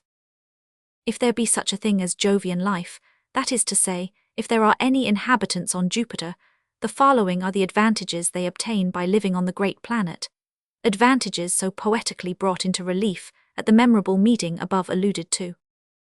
In the first place, during the diurnal rotation of Jupiter, which occupies 9 hours 55 minutes, the days are always equal to the nights in all latitudes. That is to say, the Jovian day is 4 hours 57 minutes long, and the Jovian night lasts also 4 hours and 57 minutes. There, said the admirers of Jovian existence, you have something suited to people of regular habits. They will be delighted to submit to such regularity. 72. That is what would happen to the Earth if Barbicane did what he promised, only as the new axis would make no difference in the time of rotation, 24 hours would still separate the successive noons, and our spheroid would be blessed with nights and days each 12 hours long, and we should live in a perpetual equinox. But the climatal phenomena would be much more curious, and no less interesting, said the enthusiasts, would be the absence of the seasons. Owing to the inclination of the axis to the plane of the orbit, we have the annual changes known as spring, summer, autumn, and winter. The Jovians could know nothing of these things, and the terrestrians would know them no more. The moment the new axis became perpendicular to the ecliptic, there would be neither frigid zones nor torrid zones, but the whole Earth would rejoice in a temperate climate. Why was this? What is the torrid zone? It is that part of the Earth comprised between the tropics of Cancer and Capricorn. Every place within this zone has the sun in the zenith twice a year. What are the temperate zones? The part comprised between the tropics and the polar circles, between 23 degrees 28 and degrees 32 of latitude, and in which the sun never rises to the zenith, but is above the horizon on every day in the year. What are the frigid zones? That part of the circumpolar regions in which the sun does not rise above the horizon on every day in the year, while at the pole itself he does not rise for 6 months at a time. The height of the sun above the horizon is the cause of 73, the excessive heat of the torrid zone, the moderate heat of the temperate zone, and the excessive cold within the polar circles.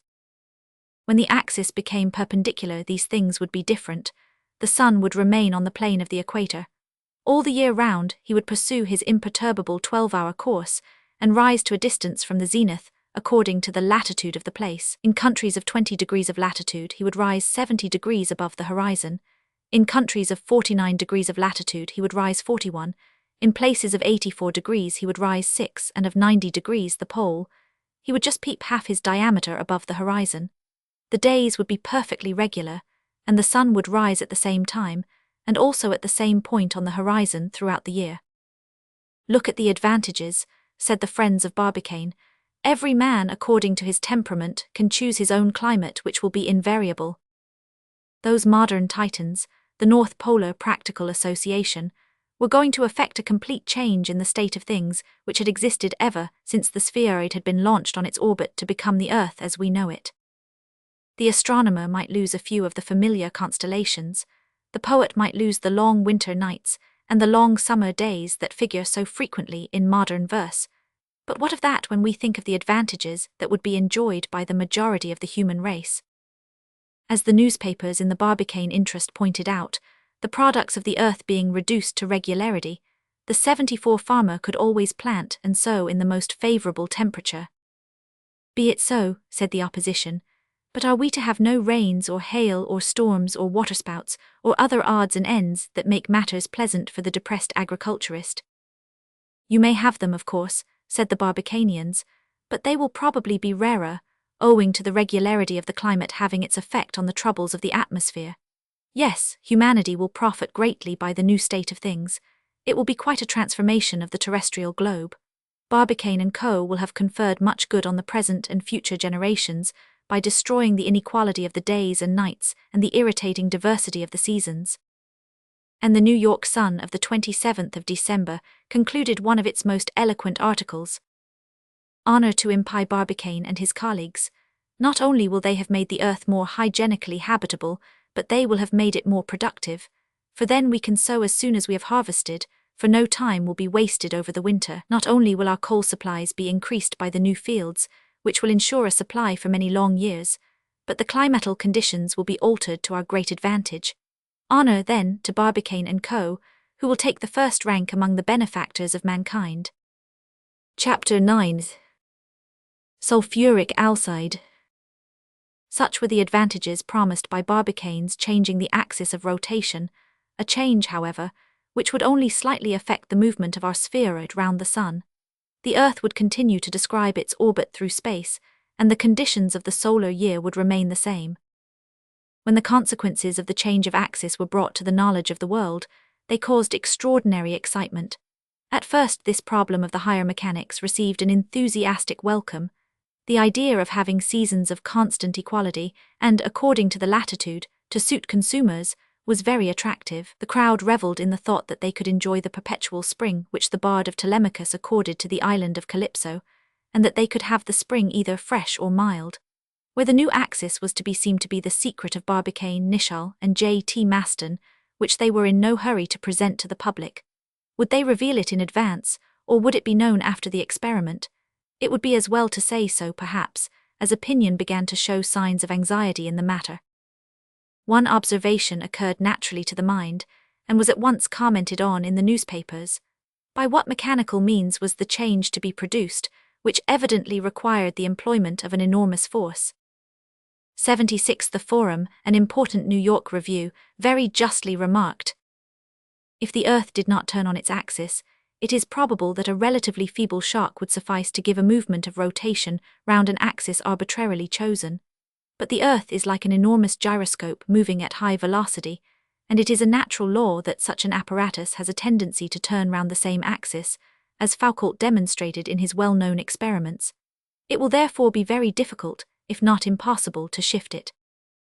But after asking what would be the effort required by the engineers of the North Polar Practical Association, it was at least as interesting to know if the effort was to be suddenly or insensibly applied. And if it was to be a sudden effort, would not the proceedings of Messrs. Barbicane and Co. produce some rather alarming catastrophes on the face of the Earth? Here was something to occupy the brains of the wise and foolish. A shock is a shock, and it is never agreeable to receive the blow or the counterblow. There was a likelihood that the promoters of the enterprise had been so busy with the advantages the world was to possess that they had overlooked the destruction the operation would entail. And with considerable cleverness, the Major and his allies made the most of this, and began to agitate public opinion against the president of the Gun Club. Although France had taken no part in the syndicating, and officially treated the matter with disdain, yet there was in that country an individual who conceived the idea of setting out for Baltimore, to follow, for his own private satisfaction, the different phases of the enterprise. He was a mining engineer of about 35 years, 77 of age. He had been the first on the list when admitted to the Polytechnic School, and he had been the first on the list when he left it, so that he must have been a mathematician of the first order, and probably superior to J.T. Maston, who, though he was a long way above the average, was only a calculator after all, that is to say, what Leverrier was compared to Newton or Laplace. This engineer was a man of brains, and though he was none the worse for that, somewhat of a humorist and an original. In conversation with his intimates, even when he talked science, his language was more that of the slang of the streets than of the academical formule he employed when he wrote. He was a wonderful worker, being accustomed to sit for 10 hours at a stretch before his table, writing pages on pages of algebra with as much ease as he would have written a letter. This singular man was called Perdue Alcide, and in his way of condensing it, as is the custom of his comrades, he generally signed himself Eared or even I, without even darting the eye. He was so perfervid in his discussions that he had been named Sulfuric Alcide. Not only was he big, but he was tall. His friends affirmed that his height was exactly the 5/millionth part of a quarter of the meridian, and they were not far out. Although his head was rather too small for his powerful bust and shoulders, yet he held it well, and piercing were the eyes that looked through his pince-nez. He was chiefly distinguished by one of those physiognomies in which gaiety and gravity intermingle, and his hair had been prematurely thinned by the abuse of algebraic signs under the light of the gas lamps in the study. He was one of the best fellows whose memory lingers 78 at the school. Although his character was independent enough, he was always loyal to the requirements of Code 10, which is law among the polytechnicians in all that concerns comradeship and respect for the uniform. He was equally appreciated under the trees of the court of Acads, so named because there are no acacias, as in the Kaisers, the dormitories in which the arrangements of his box and the order that reigned in his coffin denoted an absolutely methodical mind.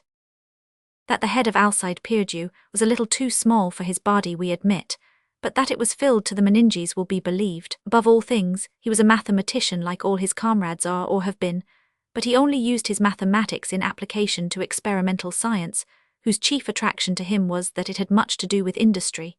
Herein he recognized the inferior side of his nature. No one is perfect. His strong point was the study of those sciences which, notwithstanding their immense progress, have, and always will have, secrets for their followers.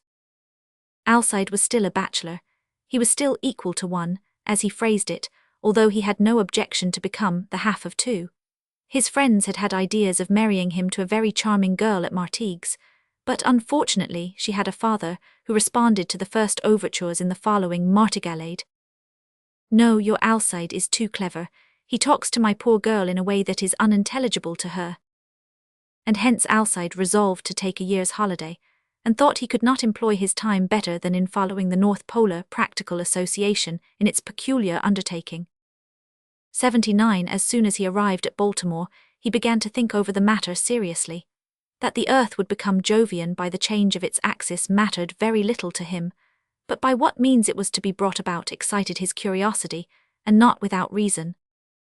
In his picturesque language, he said to himself, "Evidently Barbicane is going to give our ball a terrible knock, but what sort of a knock? Everything depends on that. I suppose he's going to play for side, as if with a cue at a billiard ball, but if he hits us square, he may jolt us out of our orbit and then the years will dance to a pretty tune.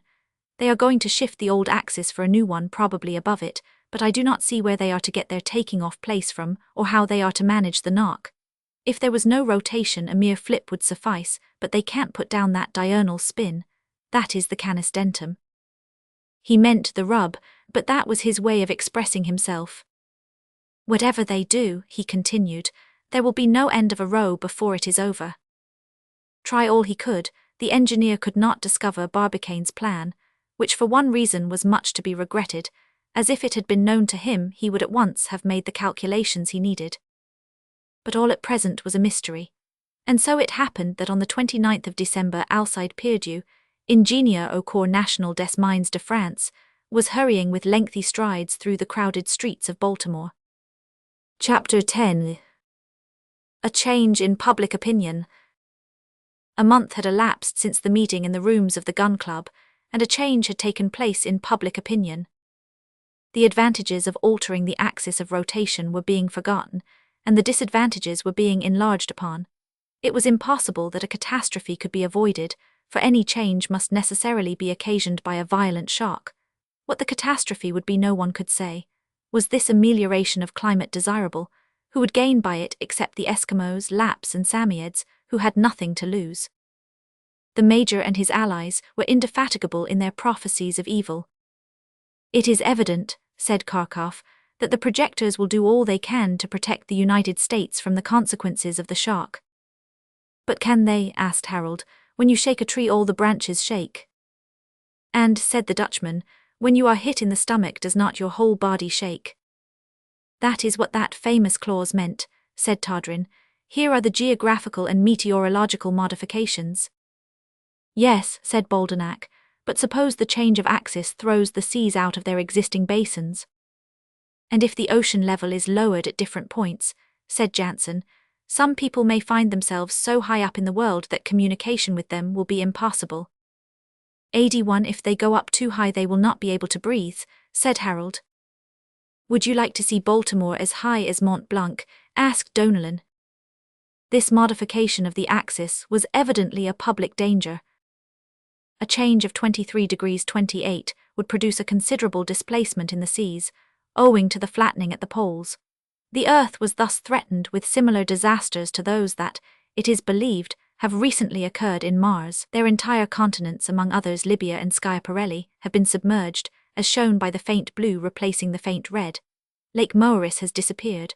North and south there have been changes, and the oceans have withdrawn from many localities they formerly occupied. If a few charitable souls have been much affected at the floods in Mars, almost as much as to open subscriptions for the sufferers, what would they do for the floods on the Earth? Protests came in by every post. The United States government was urged to interfere. "Look at these Yankees," said one.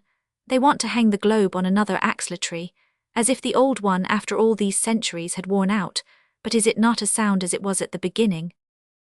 And there was sulfuric Alcide at work, trying to find out the nature and direction of the shock that J.T. Maston had arranged. Once master of the secret, he would very soon know what parts of the Earth were in danger. It was not likely that the United States would suffer. Barbicane and co. were quite Yankees enough to take care 82 of their own country. Evidently, the new continent between the Arctic Sea and the Gulf of Mexico had nothing to fear. It was even possible that North America would gain a considerable accession of territory.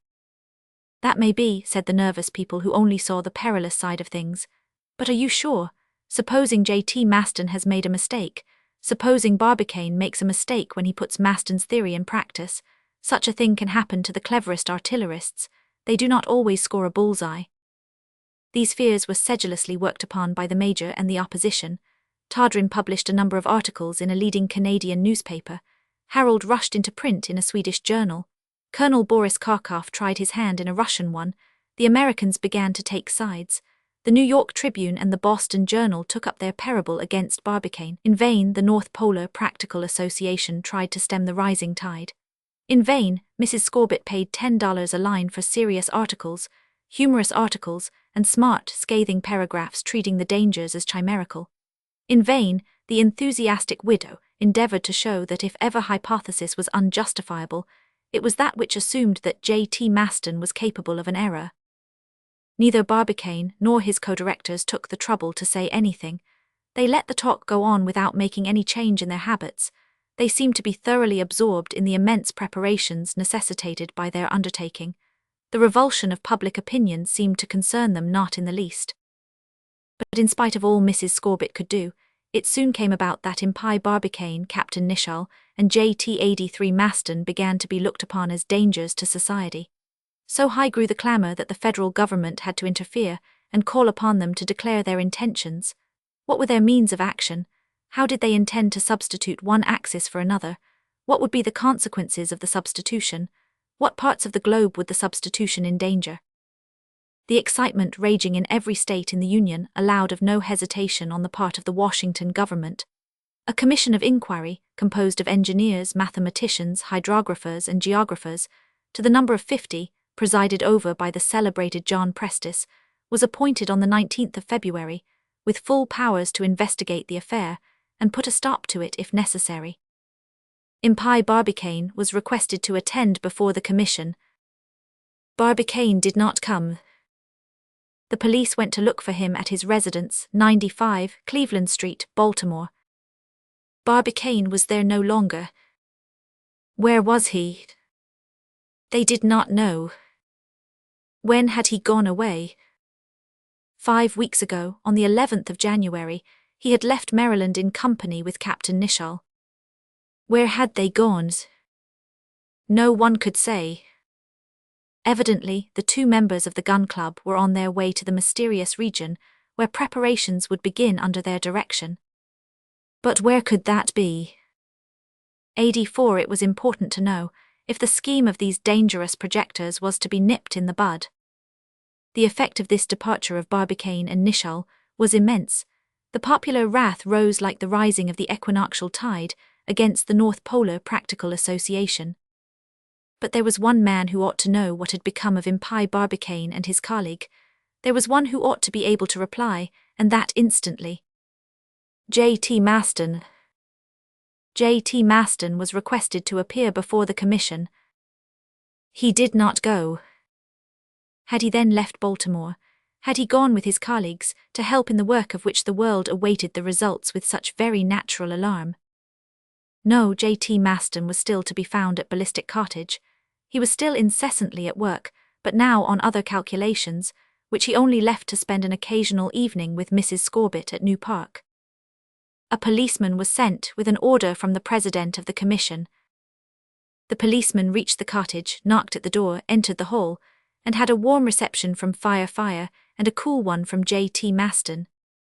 However, the secretary of the gun club thought it as well to go quietly, and he appeared before the commission complaining bitterly of having been interrupted in his occupation. The first question put to him was, "Do you know the whereabouts of Impey Barbicane and Captain Nicholl?" "AD5 I do," said J.T. Maston, "but I am not authorized to tell you." Second question.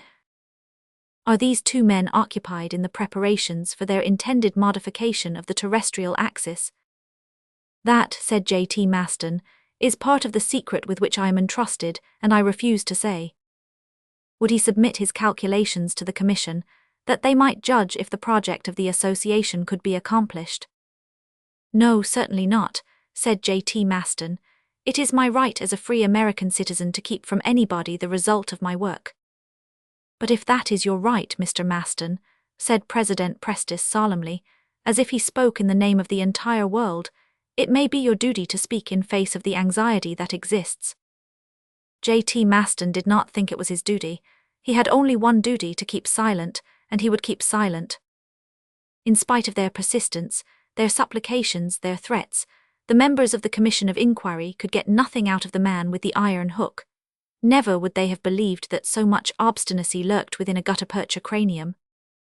J.T. Maston left as he had arrived, and that he was congratulated on his valiant defense by Mrs. Scorbitt we need hardly say. When the result of J.T. Maston's appearance was made known, public opinion took a form that was really serious for his safety. The pressure on the government became so great that Secretary John S. Wright had to obtain permission from the President to act manu militare on the evening of the 13th of March. J.T. Maston was in his workroom at Ballistic Cottage, absorbed in his algebra, when the bell of the telephone tinkled nervously. "Hallo there," murmured the instrument in a way that showed great anxiety. "Who's there?" asked J.T. Maston. "Mrs. Scorbitt." "What is it?" "Be on your guard. I have just heard that this very night—" The sentence had not been finished when the door of Ballistic Cottage was burst open by a push from several shoulders, and up the staircase came an extraordinary tumult. There was a voice protesting, then other voices silencing it, then a bump as of a fallen body. Bump, bump. It was the Negro, Fire, rolling downstairs after an unavailing defense of his master's home. Bump, bump. The door of the workroom flew open. Policemen rushed in. The excitable Maston seized a revolver. Instantly he was disarmed. A policeman laid his hand on the papers on the desk. Maston slipped free and dashed at a notebook. The police were after him. Before they could reach him, he had torn out the last leaf, clapped it to his mouth, and gulped it down as if it had been a pill. "Now," said he in the tone of a Leonidas at Thermopylae A, "now you can do your duty." An hour afterwards, he was in the jail at Baltimore. And that was probably the best thing that could have happened to him, for the populace were in such a state of excitement that the police might have found themselves powerless to protect H. Chapter 11. The contents of the notebook.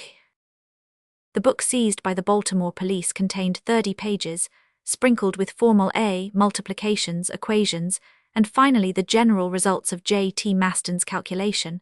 It was a work of the higher mechanics, appreciable only by mathematicians.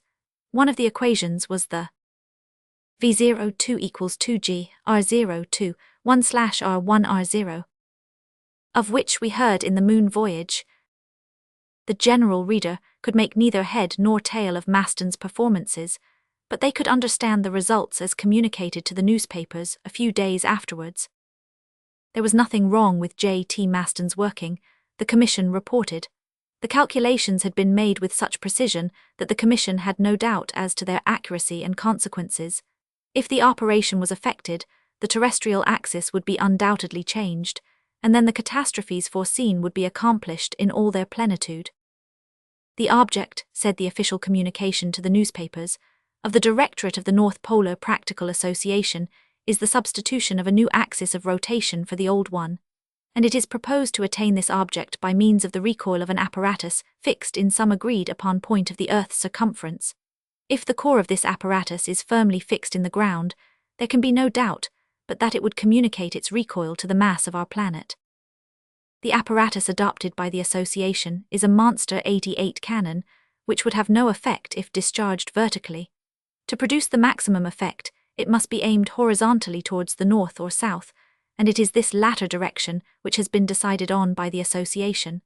In this way, the recoil will produce a shock towards the north of the nature of that given to a billiard ball when struck on the side.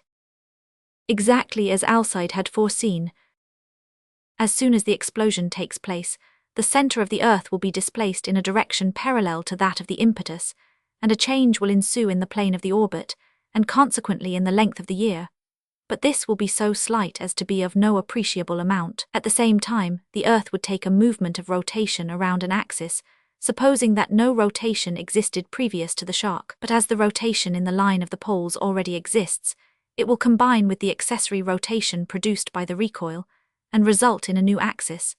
If the gun is fired at the moment when the equator and the ecliptic are in intersection, and if the recoil is enough to displace the pole 23 degrees 28, then the new axis will become perpendicular to the plane of the orbit.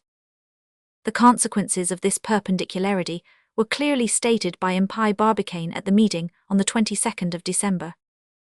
Given the mass of the Earth and the amount of movement it possesses, can a gun be produced having a recoil sufficient to produce such a displacement of the pole as 23 degrees 28? Undoubtedly, if a gun or series of guns be constructed in accordance with the laws of mechanics, or if the inventors possess an explosive of the necessary power, such 89 an explosive they unfortunately possess, it was discovered by Captain Nicholl. Its name is melimelonite, but all that is known of it is that it is a mixture of organic substances with nitric acid. A certain number of monatomic radicals are substituted for the same number of atoms of hydrogen, and a powder is obtained, which, like fulmicotton, is formed by combination, and not by mechanical mixture of the principal comburants and combustibles.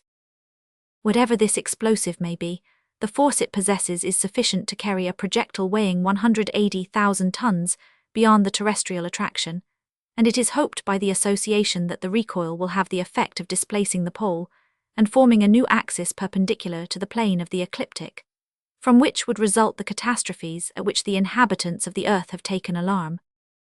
There is a chance that humanity may yet escape the consequences of an operation which would bring about such regrettable geographical and meteorological changes in the surface of the globe. Is it possible to construct a cannon of the dimensions required? We are of opinion that it is very doubtful if it can be done. It is well known that the two chief directors of the North Polar Practical Association have left Baltimore and America, probably for the purpose of attempting the manufacture of this cannon in some distant part of the world. Where they have gone to is unknown, and consequently it is impossible to secure the malefactors who would upset the world under pretense of opening up new coal fields. 90. Evidently the place was indicated on the last page of the notebook captured by the police from J.T. Maston. But this last page had disappeared, having been swallowed by the said J.T. Maston, now in prison at Baltimore. Such is the position. If Impai Barbicane can make his cannon and his projectile, he will change the Earth's axis, and within the next 6 months the Earth will be subjected to his reckless assault. A date has been chosen for the discharge of the projectile, the date on which the shock would have its maximum of effect on the terrestrial spheroid. This date is the 22nd of September, 12 hours after the passage of the Sun across the meridian of the place X. This place it is impossible from the calculations to discover. There is nothing in J.T. Maston's notebook to show the position of the new axis. It is therefore impossible to state what territories or seas will be affected by the attempt. The difference of level will be considerable. After the shock, the surface of the sea will take the form of an ellipsoid of revolution, and the level will change nearly all over the globe. In fact, the intersection of the level of the old sea with the level of the new sea, of two equal surfaces of revolution with the axes intersecting, will be of two curved planes, and the maxima of elevation or abasement will exceed 0 feet. It is worthy of remark that the ancient pole will be immersed under more than 9,000 feet of water, so that the district acquired by the North Polar Practical Association 91 will be flooded, unless there exists at the pole a plateau of more than that number of feet of elevation. Where the maximum of alteration of land will take place is unknown, There is in the equation an unknown quantity, which no known formula can value. This unknown is the position of x, where the shock is to be applied. This x is the secret of the promoters of this deplorable affair. In conclusion, it is desirable to point out that all the inhabitants of the earth are interested in unraveling the secret, for all are menaced by the proceedings of the association. Notice is therefore given to the inhabitants of all parts of the world to keep a strict watch over all operations regarding the founding of cannons, or the fabrication of powders or projectiles taking place on their territories, and to report the appearance of any stranger connected therewith to the Commission of Inquiry at Baltimore, USA. It is urgently necessary that the information should reach the Commission before the 22nd of September next, the date on which the established order of the terrestrial system is so seriously menaced. Chapter 12. Heroic Silence. It was a cannon that hurled the projectile up to the moon. It was to be a cannon that was to change the terrestrial axis. The cannon, always the cannon. Barbicane and Co. evidently suffered from chronic attacks of aggravated cannonism. Was a cannon the ultima ratio of the 92 world? Was it to be the brutal sovereign of the universe? The cannon rules theology. Was the cannon to give the law to commerce and cosmology? A cannon was the engine Barbicane and Co. were to bring into action. They had not devoted their lives to ballistics for nothing. After the Columbiad of Tampa Town, there was to come the monster cannon of the place X, and already there were people who could hear the sonorous command. Number 1, aim at the moon, fire. Number 2, change the Earth's axis, fire. And then for the general upset, predicted by sulfuric alcide. The publication of the report of the Commission produced an effect of which it is impossible even to give an idea. There was nothing in it of a soothing tendency, it must be admitted. By J.T. Maston's calculations, the problem had evidently been solved. The operation to be attempted by Barbicane and Co. would, it was only too clear, introduce a most regrettable modification in the diurnal movement. A new axis would be substituted for the old, and we know what would be the consequences of that substitution. The enterprise of Barbicane and Co. was thus judged, cursed, and demitted to general reprobation. Barbicane and Co. were dangers to society. If they retained a few partisans in the United States, the partisans were few indeed. From the point of view of their own personal safety, Impie Barbicane and Captain Nicholl had certainly done wisely to clear out. They would assuredly have come to grief if they had not done so. It was not with impunity 93 that they could menace 1,400 millions of people, upset their habits and customs, and disturb their very existence by provoking a general catastrophe. But how had these two men managed to disappear without leaving a trace? How could they have got away unperceived with the men and material necessary for their project? Hundreds of wagons, if they went by railway, and hundreds of ships, if they went by sea, would be required for the transport of the metal, the fuel, and the melinite. It was quite incomprehensible how the departure could have taken place incognito, but it had taken place nevertheless. Inquiries were made, but nothing was discovered as to any order being sent to any of the metallurgical or chemical works of the world. It was inexplicable, but the explanation would come, some day. Barbicane and Nicholl, having mysteriously disappeared, were beyond immediate danger. But J.T. Maston, he was under lock and key, but were not public reprisals to be feared. Bah, he did not trouble himself about that in the least. Admirably obstinate was the calculator. He was of iron like his forearm. At nothing did he quail. From the depths of his cell in the jail of Baltimore, the secretary of the gun club became more and more absorbed in the distant contemplation of the colleagues he had not accompanied. In his mind's eye he could see Barbicane and Nicholl preparing their gigantic enterprise in that unknown region where no one could interfere with them. He saw them making the cannon, mixing the melinite, casting the projectile which the sun would soon count among its minor asteroids. That new star which was to 94 bear the name of Scorbiter, as a delicate compliment to the millionaire of New Park. And J.T. Maston began to count the days that would elapse before the word to fire was given. It was the month of April. In 2 months and a half, the sun would halt at the solstice on the Tropic of Cancer and retrograde towards the Tropic of Capricorn. 3 months later he would cross the equator at the autumnal equinox, and with that would finish the seasons that for millions of ages had alternated with such regularity in every terrestrial year. For the last time, the spheroid would submit to the inequality of its days and nights. For the future, the number of hours between sunrise and sunset would be equal all over the globe.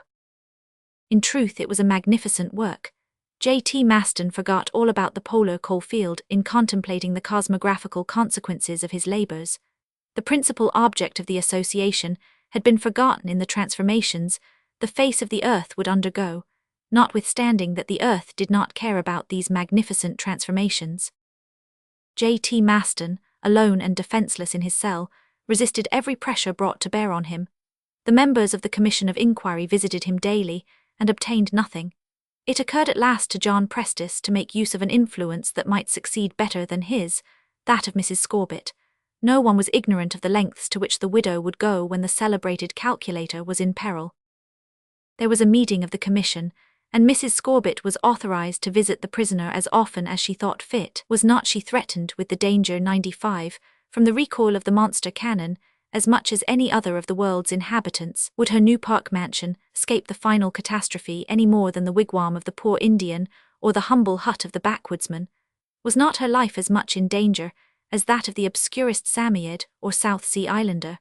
The president of the commission elaborately explained this to her, and suggested that she should bring her influence to bear for the general good. If she could only get J.T. Maston to state where Barbicane and Nicholl had gone, there would still be time to pursue them and save humanity from the impending fate. And so Mrs. Scorbett had access to the jail. What she desired above all was to see J.T. Maston, who had been torn by the police from the comforts of his cottage. Let it not be supposed that the heroic Evangelina was a slave to human weakness, and if, on the 9th of April, some indiscreet ear had been applied to the keyhole the first time that the widow appeared in the cell, this is what would have met it. "At last, dear Maston, I see you again." "You, Mrs. Scorbett." "Yes, my friend, after 4 weeks, 4 long weeks of separation." "Exactly 28 days, 5 hours, 45 minutes, said Maston, looking at his watch. "At last we meet." "But why, Mrs. Scorbett, why have they allowed you to come here?" "To use whatever influence a boundless admiration may have on him who is its object." 96 What? Exclaimed J.T. Maston. "You have consented to talk thus to me. You have imagined that I would betray my colleagues. Do you think so meanly of me? I to ask you to sacrifice your safety to your honor. I to urge you to an act which would be the disgrace of a life consecrated to the highest speculations of the higher mechanics. Bravo, Mrs. Scorbett. I recognize the worthy shareholder of our association. Never did I doubt your courage." "Thank you, dear Maston." "As for me, to divulge our work, to reveal at what spot on the surface of the earth our effort is to be made, to sell the secret I fortunately kept hidden within me, to permit these barbarians to launch off in pursuit of our friends, to interrupt the labors they are engaged in for our profit and our glory, I would rather die first." "Maston, you are sublime," said Evangelina. In truth, these two beings, so closely united in enthusiasm, and equally mad, were born to understand each other. "No," continued Maston, "never shall they know the name of the country which my calculations have designated, and which will become immortal. They may kill me if they will, but they shall never possess my secret." "And they may kill me with you," said Mrs. Scorbett, "for I also will be dumb." "Fortunately, they do not know that you possess the secret." Attempted to knock him down. Page 97. 97. Do you think I am capable of revealing it because I am only a woman, to betray our colleagues and you? No, my friend, no. The Philistines may raise the world against you to tear you from your cell, but I will be with you, and we shall have at least the consolation of dying together. And that was the way the conversation ended every time the widow visited the prisoner, and every time the commissioners inquired as to the result the answer was the same. "Nothing yet, but in time I hope to obtain what you want." Oh, the astuteness of woman! "In time," she said, but time marched on, weeks went by like days, days like hours, hours like minutes. It was now May. Mrs. Scorbett had obtained nothing, and if she had failed, who could hope to succeed? Was the world to resign itself to this terrible blow without a chance of hindering it? Well, no, in such things resignation is unacceptable. Our friends the delegates were unceasing in fomenting the excitement. Jansen overwhelmed the commissioners daily. Kharkov picked a quarrel with the secretary. Donnellan, to make things worse, directed attention to another victim in the shape of the codfish merchant, Forster, who had sunk into insignificance after the auction sale, to bid at which he had been engaged, and in order to bring the phlegmatic fishmonger prominently to the front, the Canadian attempted to knock him down. To complicate matters further, the friendly powers began to bring pressure to bear on the Washington government, which had quite enough to do to withstand the pressure of its own people. In reply, the Washington government issued a circular authorizing the arrest of the two malefactors, 98, by any power whatsoever. But none the less did it remain impossible to discover where the malefactors had got to. Then the powers hinted that if J.T. Maston were properly dealt with, J.T. Maston would reveal the secret. But the government might as well have tried to extract a word from Harpocrates, the god of silence, or from the chief deaf-mute of the New York Institute. And then the exasperation increased with the general anxiety, and a few practical minds drew attention to the fact that the torture system of the Middle Ages was not without some advantages. So it was proposed to introduce, for the benefit of J.T. Maston, a few experiments with the boot, the scavenger's daughter, molten lead, boiling oil, the wooden horse, the bastinado, and see, but such things were impossible in the century which invented the magazine rifle, robirit, bellite, panclastite, and other its, not to mention the far superior melimelonite. J.T. Maston had then no fear of being put to the torture. All that could be done with him was to hope that he would speak, or that chance would speak for him. Chapter 13. A truly epic reply. Time advanced, and so probably did the works of Barbicane and Co., but where was the mystery? But if their works were to require a foundry capable of casting a gun 1,000,000 times larger than a 400-pounder, and a projectile weighing 180,000 tons, they would want thousands of workmen. And where could they be? In what part of the Old or New World had Barbicane and Co. installed themselves so secretly as to be invisible to the nations around? Had they gone to some desert island of the Pacific? But there are no desert islands now. That they had gone to the Arctic or Antarctic regions was extremely unlikely, for those were the very regions they intended to displace. There was no need to look for them all over the world, for J.T. Maston's notebook had revealed the fact that the shot must be fired from near the equator. Along the equinoctial line, they might be in Brazil or Peru or Sumatra or Borneo or Celebes or New Guinea, but surely they would have been discovered by the people in the neighborhood. All through Africa, too, they would be almost certain of discovery. There remained the Maldive Islands, the Admiralty, Gilbert and Christmas Islands, the Galapagos and San Pedro Islands, but all these had been searched, and no trace of Barbicane and Co. had been found. And what did Alcide Pierdeux think of all this? More sulphuric than ever, he knew no rest in considering the different consequences of the problem. That Captain Nicholl had invented an explosive of such power that its expansion was 3,000 or 4,000 times greater than the most violent explosives used in modern war, and 5,600 times stronger than good old gunpowder, was, he remarked, étonnant not to say détonnant, but it was not impossible. No one knows what the future has in store for us in that kind of progress.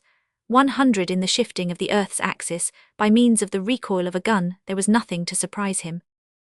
It is evident, he said to himself, that every day the Earth receives the countershock from every shock produced on its surface. It is certain that when hundreds of thousands of men amuse themselves by sending thousands of projectiles weighing pounds, or millions weighing ounces, even when I walk or jump, or when I stretch out my arm, or when a blood corpuscle circulates in my veins, it must in some way influence the mass of our spheroid.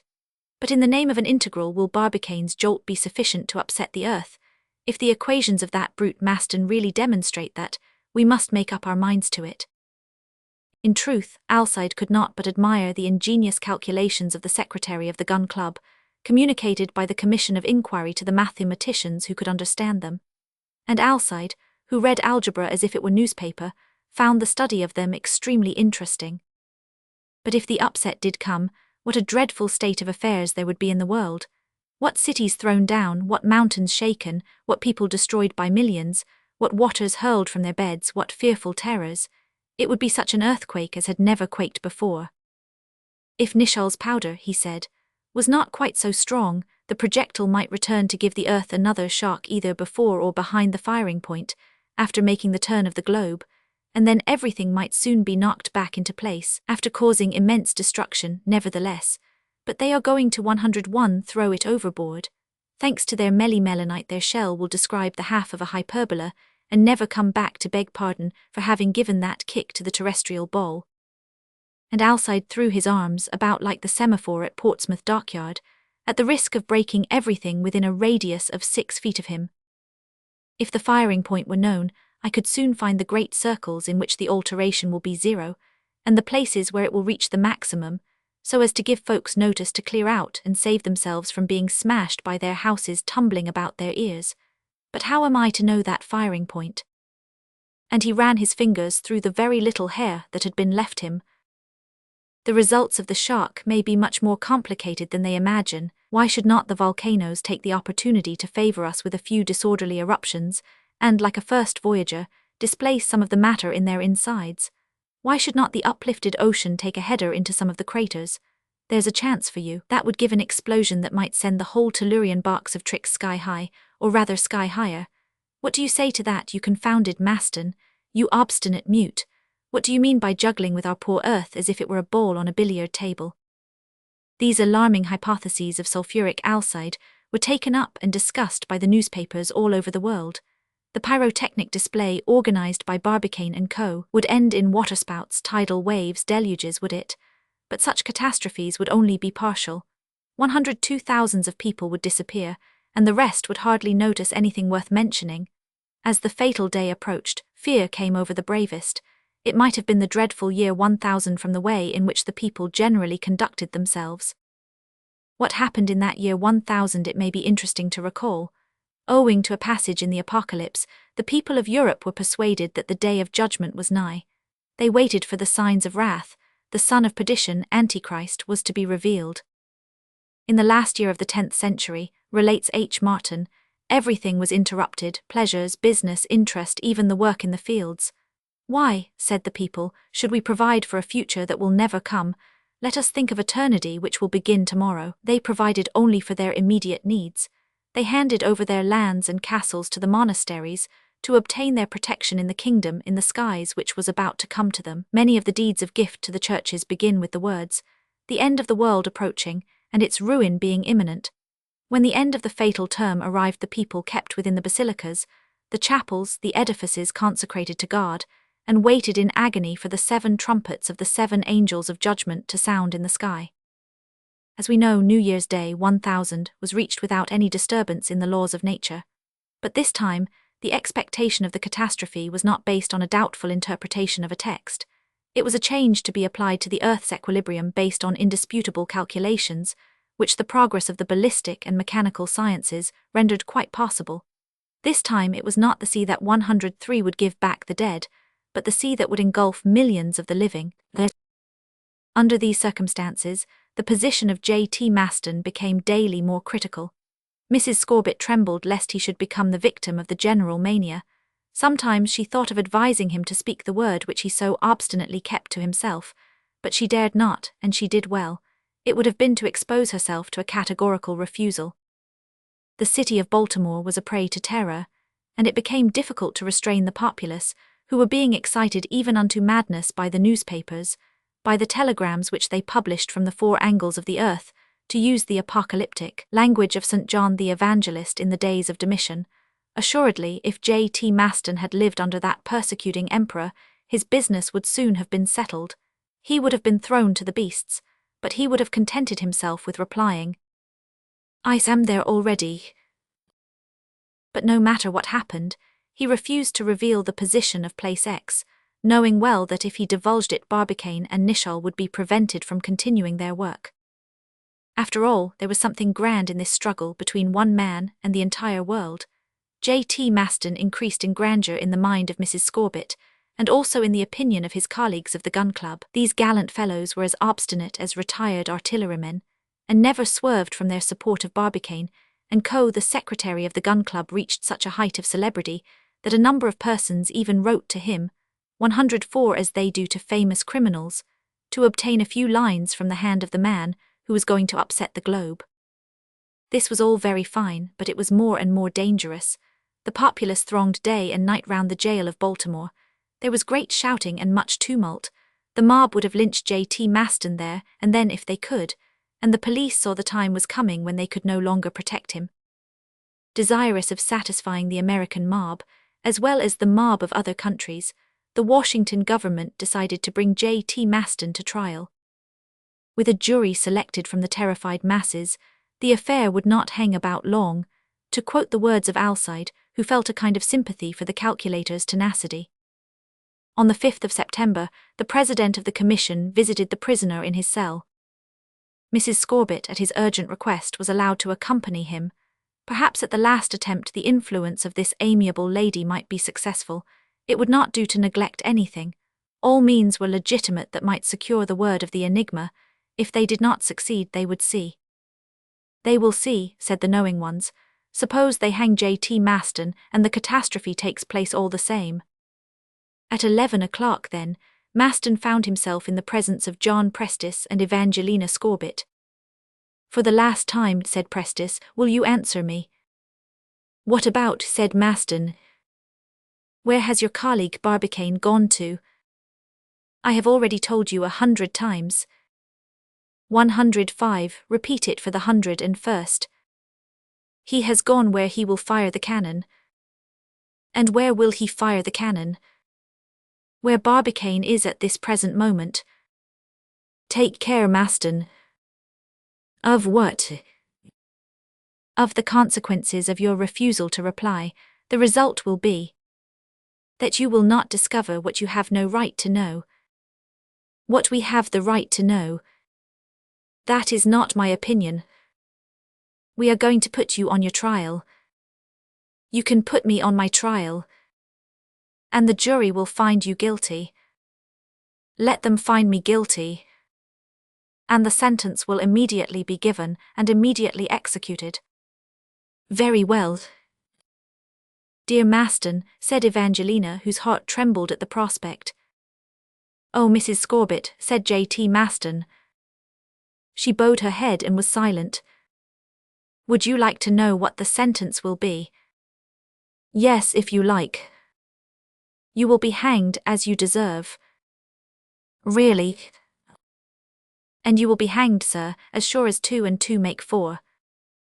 "Then, sir, I shall have a chance," said the phlegmatic Maston. "If you were only the least bit of a mathematician, you would not say as sure as 2 and 2 106 make 4. What is it that proves that all mathematicians up to now have not been mad in asserting that the sum of 2 numbers is equal to that of their parts, that 2 and 2 make exactly 4? "Sir," exclaimed the president, completely puzzled. "Ah," continued Maston, "if you had said as sure as 1 and 1 make 2 all right, that is absolutely evident, for it is no longer a theorem, it is a definition." At this lesson in arithmetic, the president of the commission retired, while Mrs. Scorbitt's eyes were ablaze with admiration for the extraordinary abilities of her beloved calculator. Chapter 14. The Geographical Value of X. Fortunately for J.T. Maston, the federal government unexpectedly received the following telegram. To John S. Wright, Washington, USA. Zanzibar, 13th September, 5 a.m. local time. Great foundries have been established among the Wamasai to the south of Kilimanjaro. For 8 months Impai Barbicane and Nishal have been there, with hundreds of black workmen under the authority of the Sultan Bali Bali. Information for government purposes. Richard W. Trust, U.S. Consul.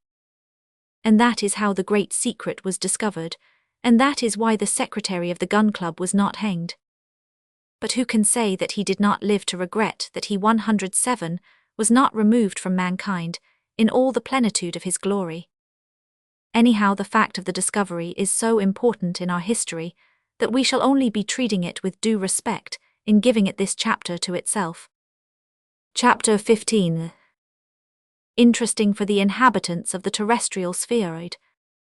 And so the Washington government knew where Barbicane and Co. had commenced business. There could be no doubt as to the authenticity of the telegram.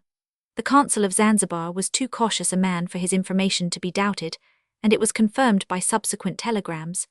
The gigantic works of the North Polar Practical Association were in full swing in the center of the Kilimanjaro region, about 300 miles from the east coast of Africa, a little below the equinoctial line.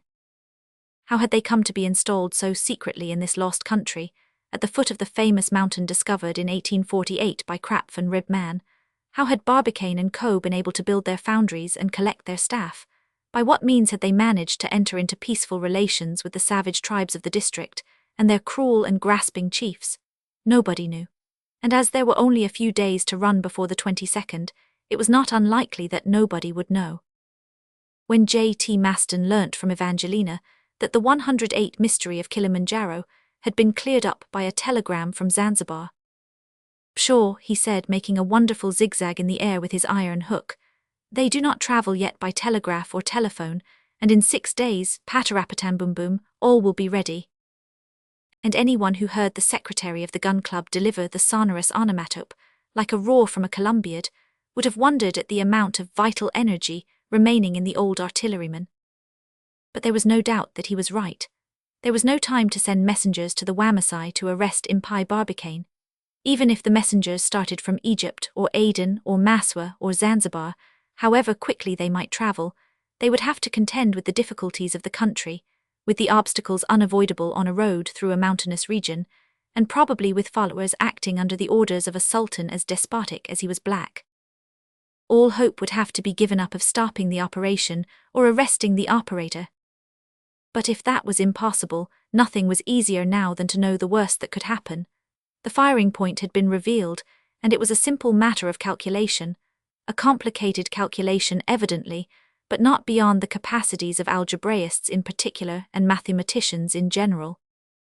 At first the government kept the dispatch secret, their object being to be able to indicate when they published it what would be the results of the displacement of the axis with regard to the alteration in the level of the waters.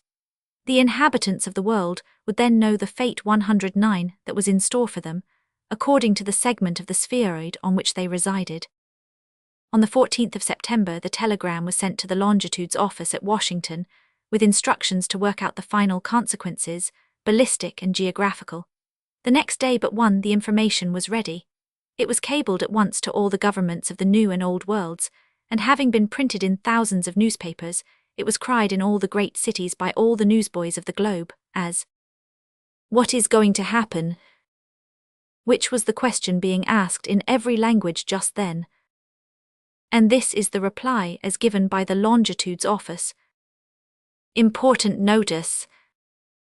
The experiment to be attempted by Barbicane and Co. is as follows. To produce a recoil on the 22nd of September at midnight local time, by means of a monster cannon, throwing a projectile of 180,000 tons. If this discharge is effected just below the equator, near the 38th meridian at the base of the Kilimanjaro chain, and if it is directed towards the south, the mechanical effect on the terrestrial spheroid will be as follows. At once, owing to the shock being combined with the diurnal movement, a new axis will be formed, the old axis being 23 degrees 28, and the new one being perpendicular to the plane of the ecliptic. In the north, the extremity of the new axis will be situated between Greenland and Grinnell Land, on that 110 part of Baffin Sea cut by the Arctic Circle. In the south, it will be on the Antarctic Circle to the east of Adelaide Land. As an example of the new meridians, we may mention that passing through Dublin in Ireland, Paris in France, Palermo in Sicily, Obid in Darfur, Kilimanjaro, Kerguelen Island, the new Antarctic Pole, the Society Islands in the Pacific, Vancouver Island and Melville Peninsula. The new equator will pass through the Kilimanjaro country, the Indian Ocean, Goa, a little below Calcutta, Mangala in Siam, Hong Kong, the Marshall and Walker Islands in the Pacific, Rio de Janeiro, St. Helena, and by St. Paul de Londres across Africa to Kilimanjaro. The new equator having been formed by the new axis, it is possible to calculate the results on the ocean levels. It is worthy of note that Barbicane and Co., or rather the directors of the North Polar Practical Association, have evidently been desirous of doing as little damage as possible. Had the discharge been effected towards the north, the consequences would have been disastrous for the most civilized portions of the globe. But by firing towards the south, the consequences, so far as the submergence of the land is concerned, will only affect the less peopled and wilder countries. The globe will, for the purposes of this inquiry, be divided by two great circles, intersecting at right angles at Kilimanjaro and the antipodes of that mountain, thus giving 4 segments, 2 in the northern hemisphere and 2 in the southern hemisphere, separated by lines in which no alteration of level will occur. 1. The northern hemisphere. the first segment to the west of Kilimanjaro, will comprise Africa from the Congo to Egypt, Europe from Turkey to Greenland, America from British Columbia to Peru, and Brazil, north of San Salvador. In fact, the whole of the North Atlantic and the greater part of the equatorial Atlantic. The second segment to the east of Kilimanjaro will comprise the greater part of Europe from the Black Sea to Sweden, the Russian Empire, Arabia, almost all India, Persia, Baluchistan, Afghanistan, Turkestan, the Celestial Empire, Mongolia, Japan, Korea, the Northern Pacific and Alaska, and also the polar regions, so regrettably placed in the possession of Barbicane and Co. 2. The Southern Hemisphere. The third segment to the east of Kilimanjaro will comprise Madagascar, Kerguelen Island, Mauritius, and all the islands of the Indian Ocean, the Antarctic Ocean to the New Pole, the Malay Peninsula, Java, Sumatra, Borneo, the Philippines, Australia, New Zealand, and all the southern Pacific up to the meridian of the Society Islands. The fourth segment to the west of Kilimanjaro will include Africa south of the Congo and the Mozambique Channel, the Cape of Good Hope, the South Atlantic, South America below Pernambuco and Lima, Bolivia, Brazil, Uruguay, the Argentine Confederation, Tierra del Fuego, the Sandwich and South Shetland Islands, and a portion of the South Pacific. Such will be the 4 segments of the globe, divided by lines of no alteration in level. In each of these 4 segments, there will be a central point where the effect will attain its maximum, either of increase or decrease. 112. This maximum will approach 25,000 feet at each point, and at the point the consequences will be most serious. In 2 of the segments situated opposite each other in the northern and southern hemispheres, the sea will retire to flow into the 2 other segments. In the first segment, the Atlantic Ocean will almost entirely empty itself, the point of maximum being about the Bermudas, where the bottom will become visible if the depth of the sea in that locality be less than 25,000 feet. Consequently, between America and Europe, vast territories will be revealed, which the United States, Great Britain, France, Spain, and Portugal can annex pro rata to their Atlantic coastlines or otherwise as they may think fit. But it must be remembered that as the waters are lowered, so will the air be. The coast of Europe and America will be lifted to such an extent that towns placed 20 or even 30 degrees from the point of maximum will have no more air than is now available at 3 miles from the surface of the sea. New York, Philadelphia, Charlestown, Panama, Lisbon, Madrid, Paris, London, Edinburgh, Dublin will be thus elevated, but Cairo, Constantinople, Danzig, Stockholm on one side, and the western coast towns of America on the other, will retain their present level. The Bermudas will be in such rarefied air as has hitherto been only experienced by aeronauts, and will become as uninhabitable as the upper peaks of the mountains of Tibet. Similar effects will be experienced in the opposite southern segment, comprising the Indian Ocean, Australia, and the Pacific. At Adelaide and Melbourne, the level of the sea will sink 25,000 feet below them, and the air will become so pure and rarefied as to be unbreathable. 113. Such are the 2 segments from which the waters will retire. In the sea that will be left there will probably be many new islands, formed by the summits of submarine mountain chains. In the other segments, the waters will rise to a corresponding height. In the segment northeast of Kilimanjaro, the maximum will be at Yakutsk in Siberia. This town will be submersed under 25,000 feet of water, less its actual altitude, and thence thinning out on all sides the flood will spread out over Asiatic Russia, India, China, Japan, and Alaska. The Ural Mountains may possibly appear above the waters as islands.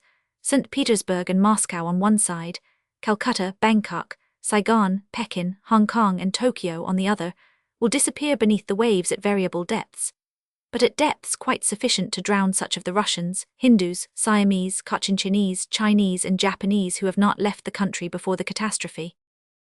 In the segment southwest of Kilimanjaro, the disasters will not be of such magnitude, as the segment is in a great measure covered by the Atlantic and Pacific, the level of which will rise 25,000 feet above the Falkland Islands, but nevertheless much territory will disappear, among others all South Africa from the Gulf of Guinea and Kilimanjaro to the Cape of Good Hope, all South America south of central Brazil and Peru, including Chile, the Argentine Republic down to Tierra del Fuego. The Patagonians, however tall they may be, will not escape destruction, as they will not even have the resource of escaping to the Cordilleras, not one of whose summits will in those parts rise above sea level, such will be the results produced by the changes of the level of the waters. And such are the eventualities for which those interested must prepare, unless something happens to prevent the dastardly enterprise of Barbicane and Co. Chapter 16. The Chorus of Terror. According to the important notice, the dangers of the position could be avoided, or rather fled from, by hurrying off to the neutral zones. The people in peril could be divided into two classes, the asphyxiated and the drowned. The effect of the communication was to give rise to very different opinions, which soon developed into the most violent protestations. On the side of the asphyxiated were the Americans of the United States, the Europeans of the United Kingdom, and France, Spain, and the prospect of being able to annex territories from the ocean bed was not attractive enough to persuade them to accept the change. On the side of the drowned were the inhabitants of South America, and the Hindus, Russians, and Chinese, but Great Britain was not likely to allow Barbicane and Co. to deprive her of her southern colonies, and the other nations decidedly objected to being so summarily disposed of. Evidently, the Gulf of Mexico would be emptied to form a huge territory of the Antilles, which the Mexicans 115 and Americans might claim in accordance with the Monroe Doctrine. Evidently, the left of the Philippines and Celebes would bring up an immense region which the British and Spanish might share, but vain such compensation, it would never balance the loss due to the terrible inundation. If the new seas were only to rise over the Samoyeds, Lapps, Fuegians, Patagonians, Tartars even, Chinese, Japanese, or even Argentines, the world might have borne the bereavement, but the catastrophe affected too many of the great powers for them to bear it quietly. Although the central part would remain much as it is, Europe would be lifted in the west and lowered in the east, that is to say half asphyxiated on one side and half drowned on the other. Such a state of affairs was unacceptable.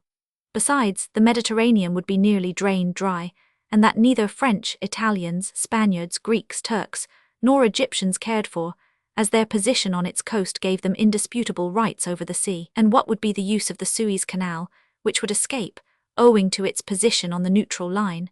What was to be done with that when there was no Mediterranean at one end and very little Red Sea at the other, unless it was lengthened by several hundred miles? Great Britain had no desire to see Gibraltar, Malta, and Cyprus transformed into mountain-tops, which ironclads would try to anchor near in vain, and the British government declined to entertain in any form the suggested compensation from the risen bed of the Atlantic. In short, all the world was in arms against Barbicane and Co. Even the people on the neutral lines were urgent in their protests, and so it soon came about that Barbicane, 116 Nichol, and J.T. Maston were put under the ban of humanity. But how the newspapers prospered! What a rush there was for copies! What editions after editions! For the first time in the history of the newspaper press, all the papers of every country in the world were agreed upon one matter, and the effect of that is more easily imagined than described. J.T. Maston might well believe that his last hour was come. In fact, a frantic mob broke into his prison on the evening of the 17th of September with the intention of lynching him, and it is well to say, the police made no objection. The cell was empty. With the worthy calculator's weight in gold, Mrs. Scorbitt had managed his escape. The jailer was the more ready to be bribed by a fortune as he had hopes of enjoying it for some years. In fact, Baltimore, like Washington, New York, and the other chief cities of the American seaboard, was in the list of towns to be reasonably elevated, and in which there would remain enough air for the daily consumption of their inhabitants. J.T. Maston had gained some mysterious retreat, where he was safe from the fury of popular wrath. Thus was the life of the great world troubler saved by a woman's devotion. And now only 4 days remained before Barbicane and Co. did their awful deed. The important notice had been generally understood. If there had been a few skeptics before, there were none now. The governments issued proclamations to such of their peoples as were to be sent up 117 into the rarefied air, and to the greater number that were to be dropped into deep water. The result was such a migration as had never been seen, not even when the Aryan families began to remove. An exodus took place comprising every branch of the Hottentots, Melanesians, Negroes, red men, yellow men, brown men, white men. Unfortunately, the time was too short. It could be reckoned in hours. Given a few months, the Chinese might abandon China, the Australians Australia, the Patagonians Patagonia, the Siberians Siberia. But how was it possible? Migration was useless. There was only one chance. Suppose that Barbicane and Co. were to fail. Chapter 17. The Works at Kilimanjaro. The country of the Wamasai is situated in the east of Central Africa, between Zanzibar and the Great Lakes. Our knowledge of it is due chiefly to Thomson, Johnston, Count Tekeli and Dr. Mayer. It is a mountainous district under the sovereignty of the Sultan Bali Bali, whose people are Negroes, and number from 30 to 40,000. 3 degrees south of the equator rises the chain of Kilimanjaro, which lifts its highest summit over 18,000 feet above the sea, and commands northwards, southwards and westwards the vast and fertile plains of the Wamasai. A few miles below the first slopes of the mountain lies 118 the town of Kisongo, where the Sultan resides. The capital is, truth to tell, but a large village. It is occupied by a population, highly gifted and intelligent, and working hard as much by itself as by its slaves under the iron yoke of Bali Bali, who is justly considered to be one of the most remarkable sovereigns of Central Africa. Impai Barbicane and Captain Nichal, accompanied by 10 foremen devoted to the enterprise, had arrived at Kisongo in the first week of January.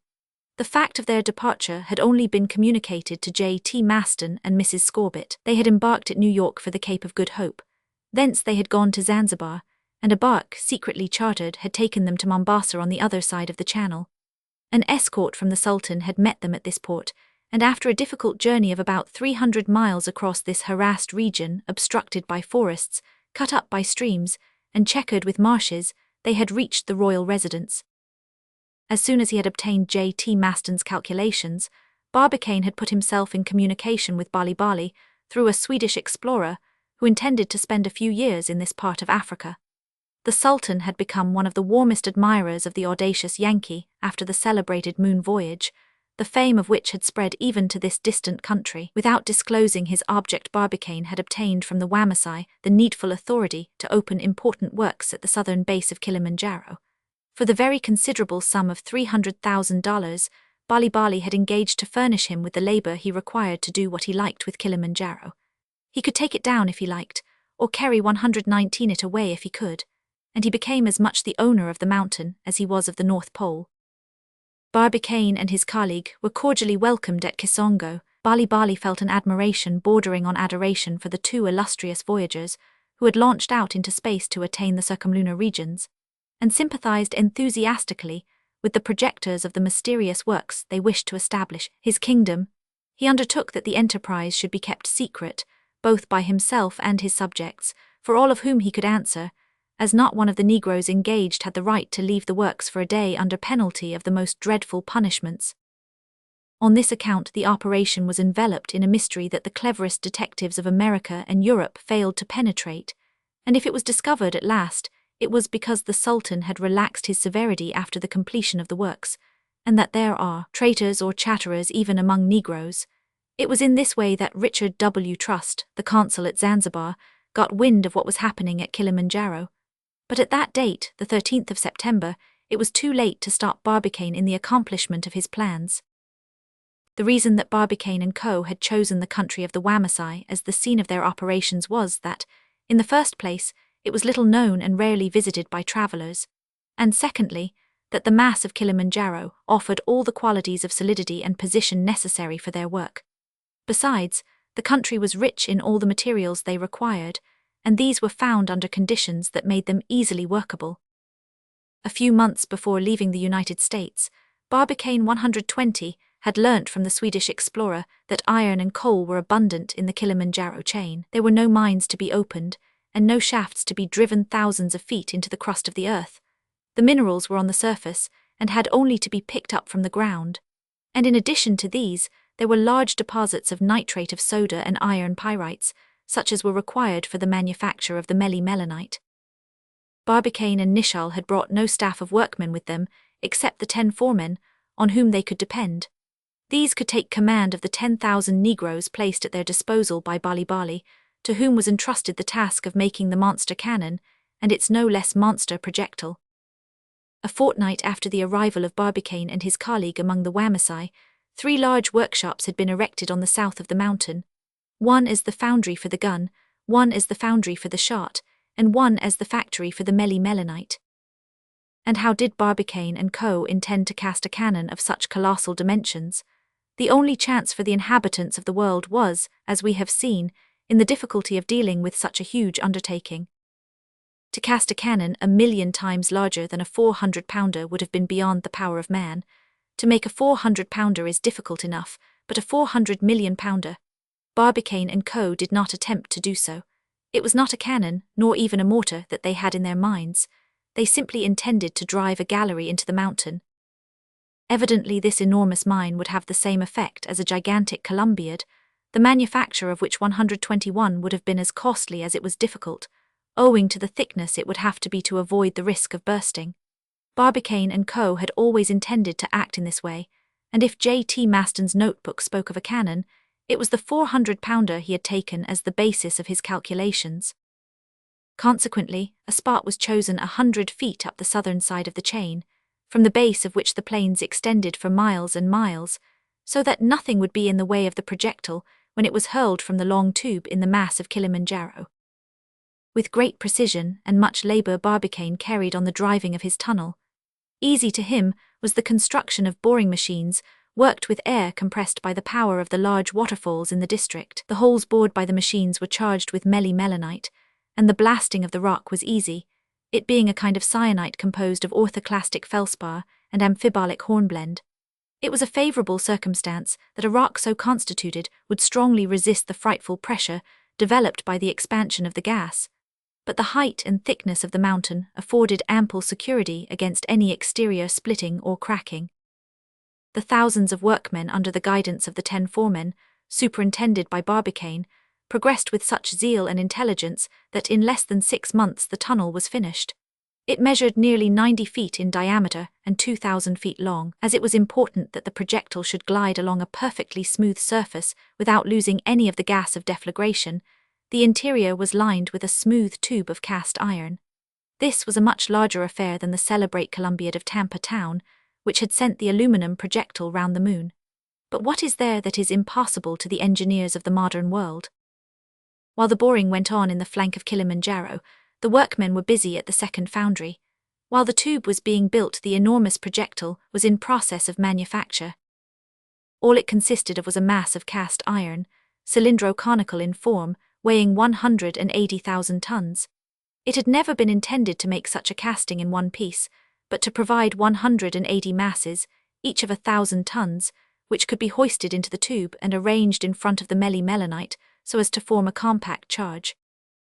It thus became necessary to furnish the second foundry with 400,000 tons of ore, 70,000 tons of flux, and 400,000 tons of good coal, which at the outset was transformed into 280,000 tons of coke. As the deposits were all in the vicinity, this was only a matter of transport. The greatest difficulty was the construction of the blast furnaces for dealing with the ore, but nevertheless, before a month was out, 10 furnaces were at work, capable, each, of an output of 180 tons a day. This gave 1,800 tons in the 24 hours, and 180,000 tons in 10 working days.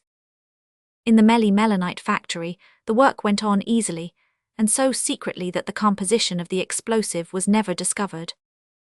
All went well, and there was hardly an accident to mar the progress. 123, the Sultan was delighted. He followed the operations with indefatigable assiduity, and it may be imagined how His Majesty's presence stimulated the zeal of his faithful subjects. When he asked what it all meant, Barbicane would reply enigmatically, "It is a work which will change the face of the world." A work, Captain Nicholl would add, that will confer on the Sultan Bali a glory that will never fade among the monarchs of Eastern Africa. And that the Sultan of the Wamasai felt proud, there is no need for us to insist. On the 29th of August the works were completed. The tunnel was lined with the smooth iron tube built up within it. At the end lay stored 2,000 tons of melimelonite in communication with the box of fulminate. Then came the projectile 345 feet long. In front of the projectile was a space of 1,450 feet, in which effect would be given to the impulse due to the expansion of the gas. That being the case, there remained the question, a question of pure ballistics, would the projectile have the trajectory assigned to it by J.T. Maston? The calculations were correct. They indicated in what measure the projectile would deviate to the east of the meridian of Kilimanjaro in virtue of the Earth's rotation, and what would be the form of the hyperbolic curve which it described in virtue of its enormous initial velocity. Second question, would it be visible during its flight? No, for when it left the tube plunged in the darkness of the Earth, it could not be seen, and besides, owing to its moderate height, it would have a very considerable angular 124 velocity. Once it entered the zone of light, the smallness of its volume would conceal it from the most powerful glasses, and for a stronger reason it would, when free from the influence of terrestrial attraction, gravitate forever round the sun. Assuredly Barbicane and Co. might be proud of the work they were about to complete. Why was not J.T. Maston there to admire the admirable execution of the works, which was worthy of the precision of the calculations that had inspired them? And above all things, why was he far away when the formidable detonation would awake the echoes of the most distant horizons of Africa? In thinking of him, his colleagues had no notion that he had had to leave Ballistic Cottage after escaping from Baltimore jail, and was now in hiding to save his precious life. They knew not to what a degree public opinion had risen against the North Polar Practical Association. They knew not what would be the massacres, quarterings, and roastings if the people happened to lay hold of them. Indeed, they were fortunate that when the mine was fired, they could only be saluted by the shouts of the Wamasai. At last, said Captain Nicholl, when on the evening of the 22nd of September they were strolling about at the mouth of the mine. Yes, at last, and also, and Barbicane gave a sigh of relief. If you had to begin again. Bah, we should begin again. What luck, said Nicholl, that we should have at our disposal this admirable melimelonite. Which will make you illustrious, Nicholl. Doubtless, Barbicane, said the captain modestly. 125, but do you know how many galleries we should have had to drive in the flanks of Kilimanjaro to obtain the same result if we had only had fulmicotton like that which flung our projectile at the moon? Tell me. 180, Barbicane. Well, we would have driven them. And 180 projectiles of 180,000 tons. We would have made them, Nicholl. There is no nonsense about men of this stamp, but when artillerists have made the round of the moon, or what could they not be capable? And that very evening, an hour or two only before the discharge was to take place, and while Barbicane and Nicholl were thus congratulating themselves, Alcide Pierdeux, shut up in his room at Baltimore, jumped to his feet and whooped like a redskin. Whoop, Mr. J.T. Maston, you brute, you shall swallow your problem, you shall. And why didn't I see that before? In the name of a cosine. If I knew where you were I would ask you to supper, and we would have a glass of champagne together at the very moment your gun is to go off. And he capered round the room, and whirled his arms about like a railway signal gone mad. Whoop, you old plum-tree, you must have had a big bang when you calculated the cannon of Kilimanjaro.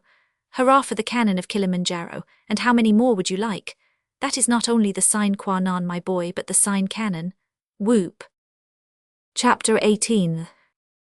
The Wamasai wait for the word to fire.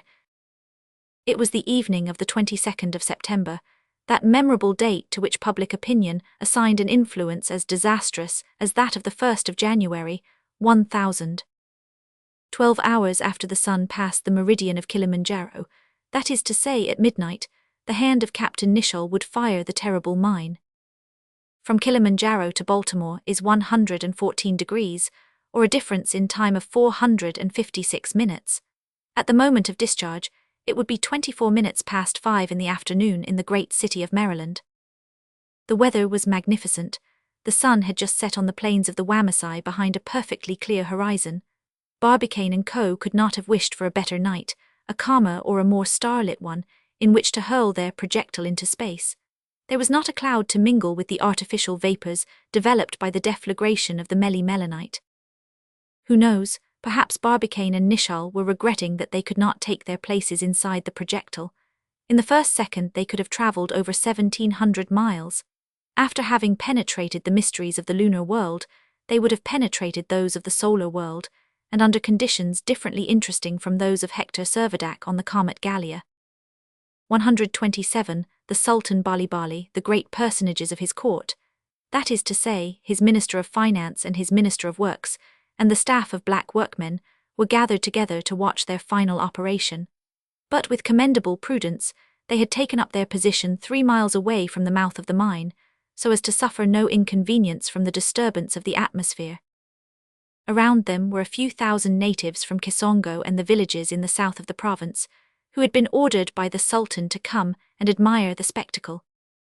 A wire connecting an electric battery with the detonator of the fulminate in the tube lay ready to fire the melimelonite.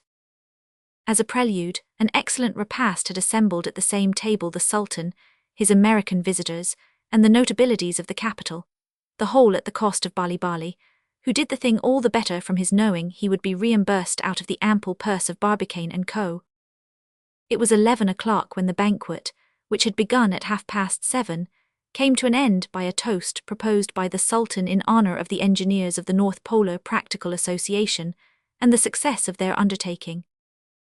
In an hour, the modification of the geographical and climatological conditions of the Earth would be an accomplished fact. Barbicane, his colleague, and the 10 foremen began to take up their places around the hut in which the electric battery was placed. Barbicane, chronometer in hand, counted the minutes, and never did they seem so long, those minutes which seemed not years but centuries. At 10 minutes to 12, he and Captain Nicholl approached the apparatus which put the wire in communication with the cannon of Kilimanjaro. The Sultan, his court, the crowd of natives, formed an immense circle round them. It was essential that the discharge should take place at the precise moment indicated in the calculations of J.T. Maston, that is, at the instant the sun touched the equinoctial line, which henceforth he would never leave in his apparent orbit round the terrestrial spheroid. 5 minutes to 12. 4 minutes to 12. 3 minutes to 12. 2 minutes to 12. 1 minute to 12. Barbicane followed the hand of the chronometer, which was lighted by a lantern held by one of the foremen. Captain Nicholl stood with his finger on the button of the apparatus ready to close the circuit. 20 seconds to 12. 10 seconds. There was not the suspicion of a shake in the hand of the impassible Captain Nicholl. He and his friend were no more excited than when, shut up in the projectile, they waited for the Columbiad to dispatch them to the moon. 5 seconds. 1. Fire, said Barbicane. And Nicholl's finger pressed the button. 129. The noise was truly awful. The echoes rolled in thunders far beyond the realm of the Wamasai. There was a shrill shriek of the projectile, which traversed the air under the impetus from milliards of liters of gas, developed by the instantaneous deflagration of 2,000 tons of melimelonite. It seemed as though there had passed over the surface of the earth one of those storms in which are gathered all the fury of nature. And the effect would have been no less terrible if all the guns of all the artilleries of the world had been joined to the thunders of the sky to give one long continuous roar together. Chapter 19. J.T. Maston regrets he was not lynched. The capitals of the globe, and also the less important towns, and even the humbler villages, were, as a rule, waiting for the result in a paroxysm of terror. The newspapers took care that the exact moment corresponding to midnight at Kilimanjaro should be thoroughly well known. The sun travels a degree in 4 minutes, and the times given by the newspapers for some of the cities was as follows: Berlin 11:20 a.m. Constantinople 11:26 a.m. London 9:30 a.m. Madrid 15 a. Paris 9:40 a.m. St. Petersburg 11:31 a.m. Rome 10:20 a.m. Calcutta 3:4 p.m. Nanking 5:5 p.m. At Baltimore, as we are aware, 12 hours after the passage of the sun on the meridian of Kilimanjaro, it would be 5:24 p.m. We need not enlarge on the agony of these moments. The most powerful pen of modern times would be helpless to describe them. That the inhabitants of Baltimore ran no danger of being swept away by the rising sea may be very true. That they would not see Chesapeake Bay empty itself, and Cape Hatteras at the end become a mountain crest above the dried Atlantic, is agreed, but the city, like many others not menaced with immersion, might be shattered by the shock, its monuments thrown down, and its streets engulfed in the abysses that might open in the ground? And was there not a justification for fearing for those other parts of the world which would never survive the displacement of the waters? Why, certainly. And so every human being in that city felt a cold shiver in the spinal marrow during that fatal minute. Yes, all trembled with terror, but one, and that one was sulphuric Alcide, who was quietly sipping a cup of hot coffee as if he and the old world would last forever. 5:24 p.m., answering to Kilimanjaro, midnight passed. At Baltimore nothing occurred. 131 at London, Berlin, Paris, Rome, Constantinople, nothing, not the least shock. Professor Milne, in the coal pit at Kagoshima, in Japan, gazed steadily at the thermometer, and saw not the least abnormal movement in the crust of the earth in that part of the world. At Baltimore there was no sign of any disturbance whatsoever. The sky was cloudy, and when the night came it was impossible to see if the apparent movement of the stars had changed, which would, of course, have indicated a change in the Earth's axis. What a night did J.T. Maston pass in his retreat, unknown to all save Mrs. Scorbitt. He raged, he raved, he could not keep still. Would that he had been a few days older to see if the curve of the sun was modified, an indisputable proof of the success of the operation. On the 23rd the change would not be noticeable, for on that day the sun invariably rises due east in every country of the globe. In the morning the sun rose just as usual. Major Donellan and his friends were on the terrace of their hotel. They had furnished themselves with instruments of extreme precision, which would show if the sun described its curve in the plane of the equator. There was nothing to show that it did, and a few minutes after it had risen the radiant disk inclined towards the southern hemisphere. There was no change in its apparent path. The Major and his colleagues expressed their delight by giving 3 cheers for the sun.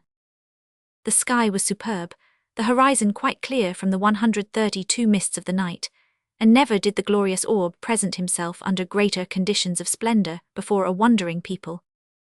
And in the very place noted by the laws of astronomy, said Boldenac. Of our old astronomy, said Kharkov, which these madmen attempted to annihilate. To their cost and shame, said Janssen. And the Arctic regions will remain under their eternal ice, said Professor Harold. Hurrah for the sun, shouted Donellan, he is good enough for us as he is. Hurrah, hurrah, said the others on the balcony. Then it was that Tadrin, who had said nothing, remarked judiciously, perhaps they have not fired. Not fired, ejaculated the Major aghast. And that, with a different intonation, was what J.T. Maston and Mrs. Scorbitt said. Not fired. And that was what the wise and the foolish were asking, and it was what Alcide Pierdeux said, adding, whether they fired or no, it does not matter, the earth will still spin on its old axis. No one knew what had passed at Kilimanjaro, but before the end of the day an answer was given to the question that puzzled humanity. There was a telegram from Zanzibar to John S. Wright, Washington, USA. Zanzibar, 23rd September, 7:27 a.m. local time. Discharge took place at midnight from cannon on southern side of Kilimanjaro. Projectile travelled with fearful shriek. 133 awful explosion. Province devastated by a tornado. Sea risen in the Mozambique Channel. Many ships damaged and driven on shore. Towns and villages annihilated. All well as usual. Richard W. Trust, U.S. Consul. Yes, all well as usual. Nothing changed in the state of affairs, except the disasters among the Wamasai caused by the artificial tornado, and the wrecks caused by the risen sea. And had it not been the same when the famous Columbiad had sent its projectile towards the moon? The shock communicated to the soil of Florida had only been experienced for 100 miles round, but this time the effect ought to have been 100 times as great. Under any circumstances, the telegram informed the world of 2 matters of interest. And then the world gave a shout of satisfaction, which was followed by an immense shout of laughter. Barbicane and Co.'s attempt had failed piteously. J.T. Maston's calculations might as well be put in the waste paper basket. The North Polar Practical Association had nothing now to do but go into another kind of liquidation. Could it be possible that the secretary of the gun club had made a mistake? I would rather believe I am deceived in the affection with which he inspires me, said Mrs. Evangelina Scorbitt. And if there was a discomforted being on the face of the planet, it was J.T. Maston. When he saw that nothing had changed in the conditions of the Earth's movement, 134, he was buoyed up with hope that some accident had retarded the work of Barbicane and Nicholl. But since the Zanzibar telegram, he had to admit that the experiment had failed. And the equations, the formal A from which he had deduced the success of the enterprise. Was the gun not long enough, the projectile not heavy enough, the explosive not strong enough? No, it was inadmissible. J.T. Maston was in such a state of excitement that he declared he would leave his retreat. Mrs. Scorbitt tried in vain to prevent him, not that she feared for his life, for the danger was over, but the pleasantries that would be showered on the unhappy calculator, the jokes that would rain on his work, she would have spared him. And still more serious, what was the reception the gun club would give him? Would they retain him as their secretary after a failure that covered them with ridicule? Was not he, the author of the calculations, entirely responsible for the collapse? He would listen to nothing. He would yield neither to the tears nor prayers of Mrs. Scorbitt. He came out of the house in which he was hidden. He appeared in the streets of Baltimore.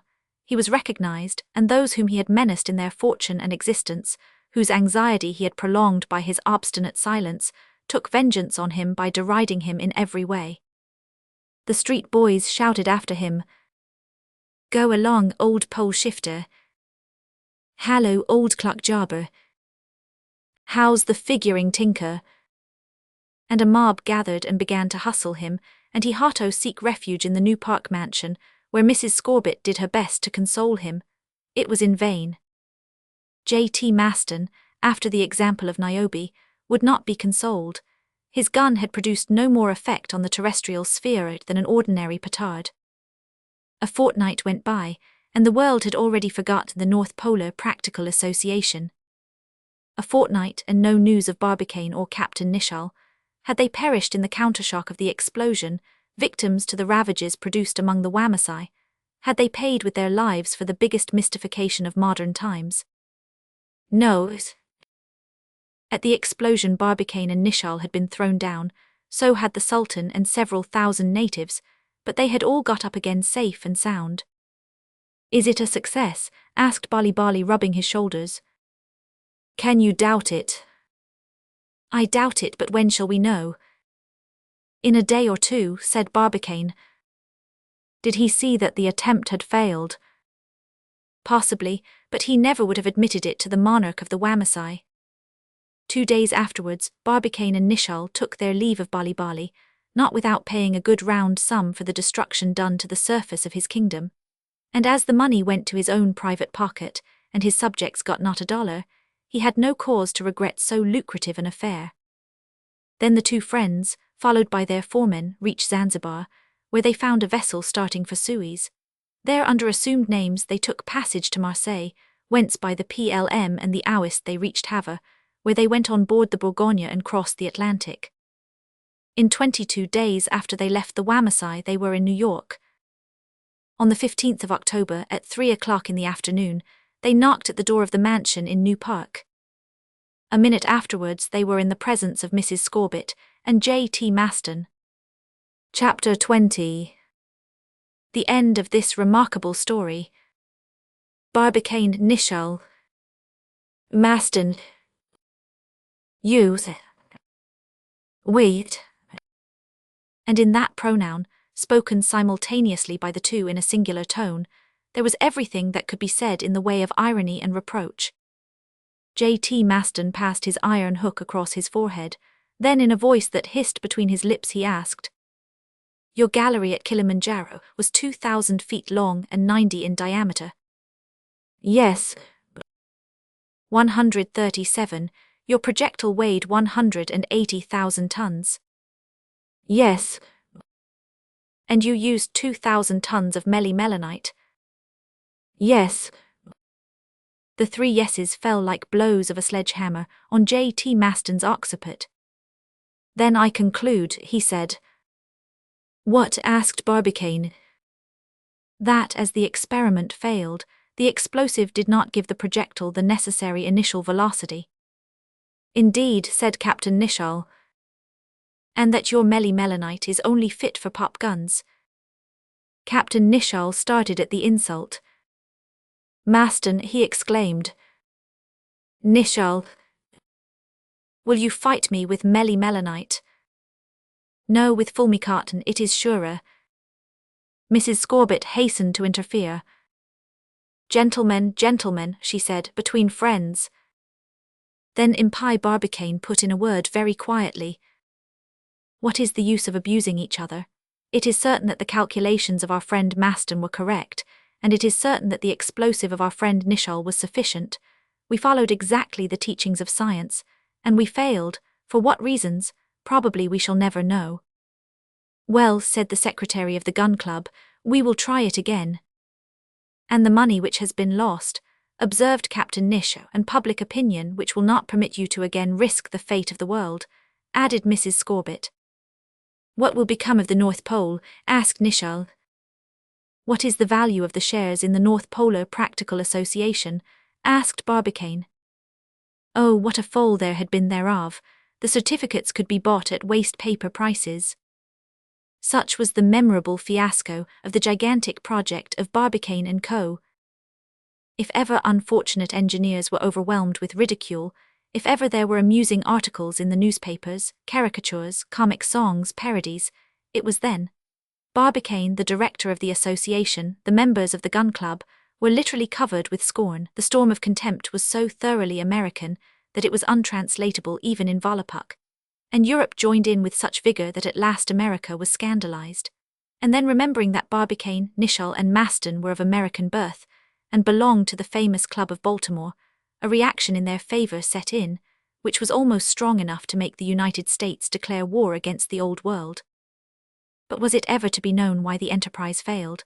Did the failure prove that the project was impossible, that the forces of which man disposes will never be sufficient to bring about a change in the Earth's diurnal movement, that never would the polar regions be displaced in latitude to such an extent that their icy mantle will be melted by the solar rays?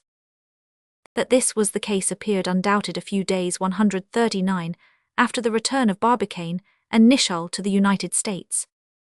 A letter appeared in the Parisian Temps of the 17th of October, which did mankind a service in confirming it in its feeling of security. The letter was the following. The abortive attempt to furnish the Earth with a new axis is now known. Nevertheless, the calculations of J.T. Maston were correctly founded, and would have produced the desired results if by some inexplicable distraction they had not been nullified by an error at the outset. In fact, the celebrated secretary of the gun club took for his basis the circumference of the terrestrial spheroid at 40,000 meters instead of 40 million meters, and that nullified the solution. How came he to make such an error? What could have caused it? How could so remarkable a mathematician have made such a mistake? Conjecture is vain. There is no doubt that the problem of the change of the terrestrial axis was correctly stated, and it should have been correctly worked out. But the initial error of 3 knots produced an error of 12 knots in the final result. It is not a cannon, 1,000,000 times as large as a 400-pounder, but 1,000,000,000,000 such cannons, hurling 1,000,000,000,000 projectiles of 180,000 tons, that would displace the pole 23 degrees 28, supposing that melanite has the expansive power attributed to it by Captain Nichol. In short, the discharge of the projectile at Kilimanjaro 140 has been to displace the pole 3 microns, that is, thousandths of a millimeter, and the maximum effect on the level of the sea must have been just 9,000ths of a micron.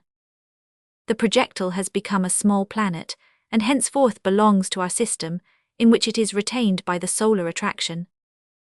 Alcide Pierdeux.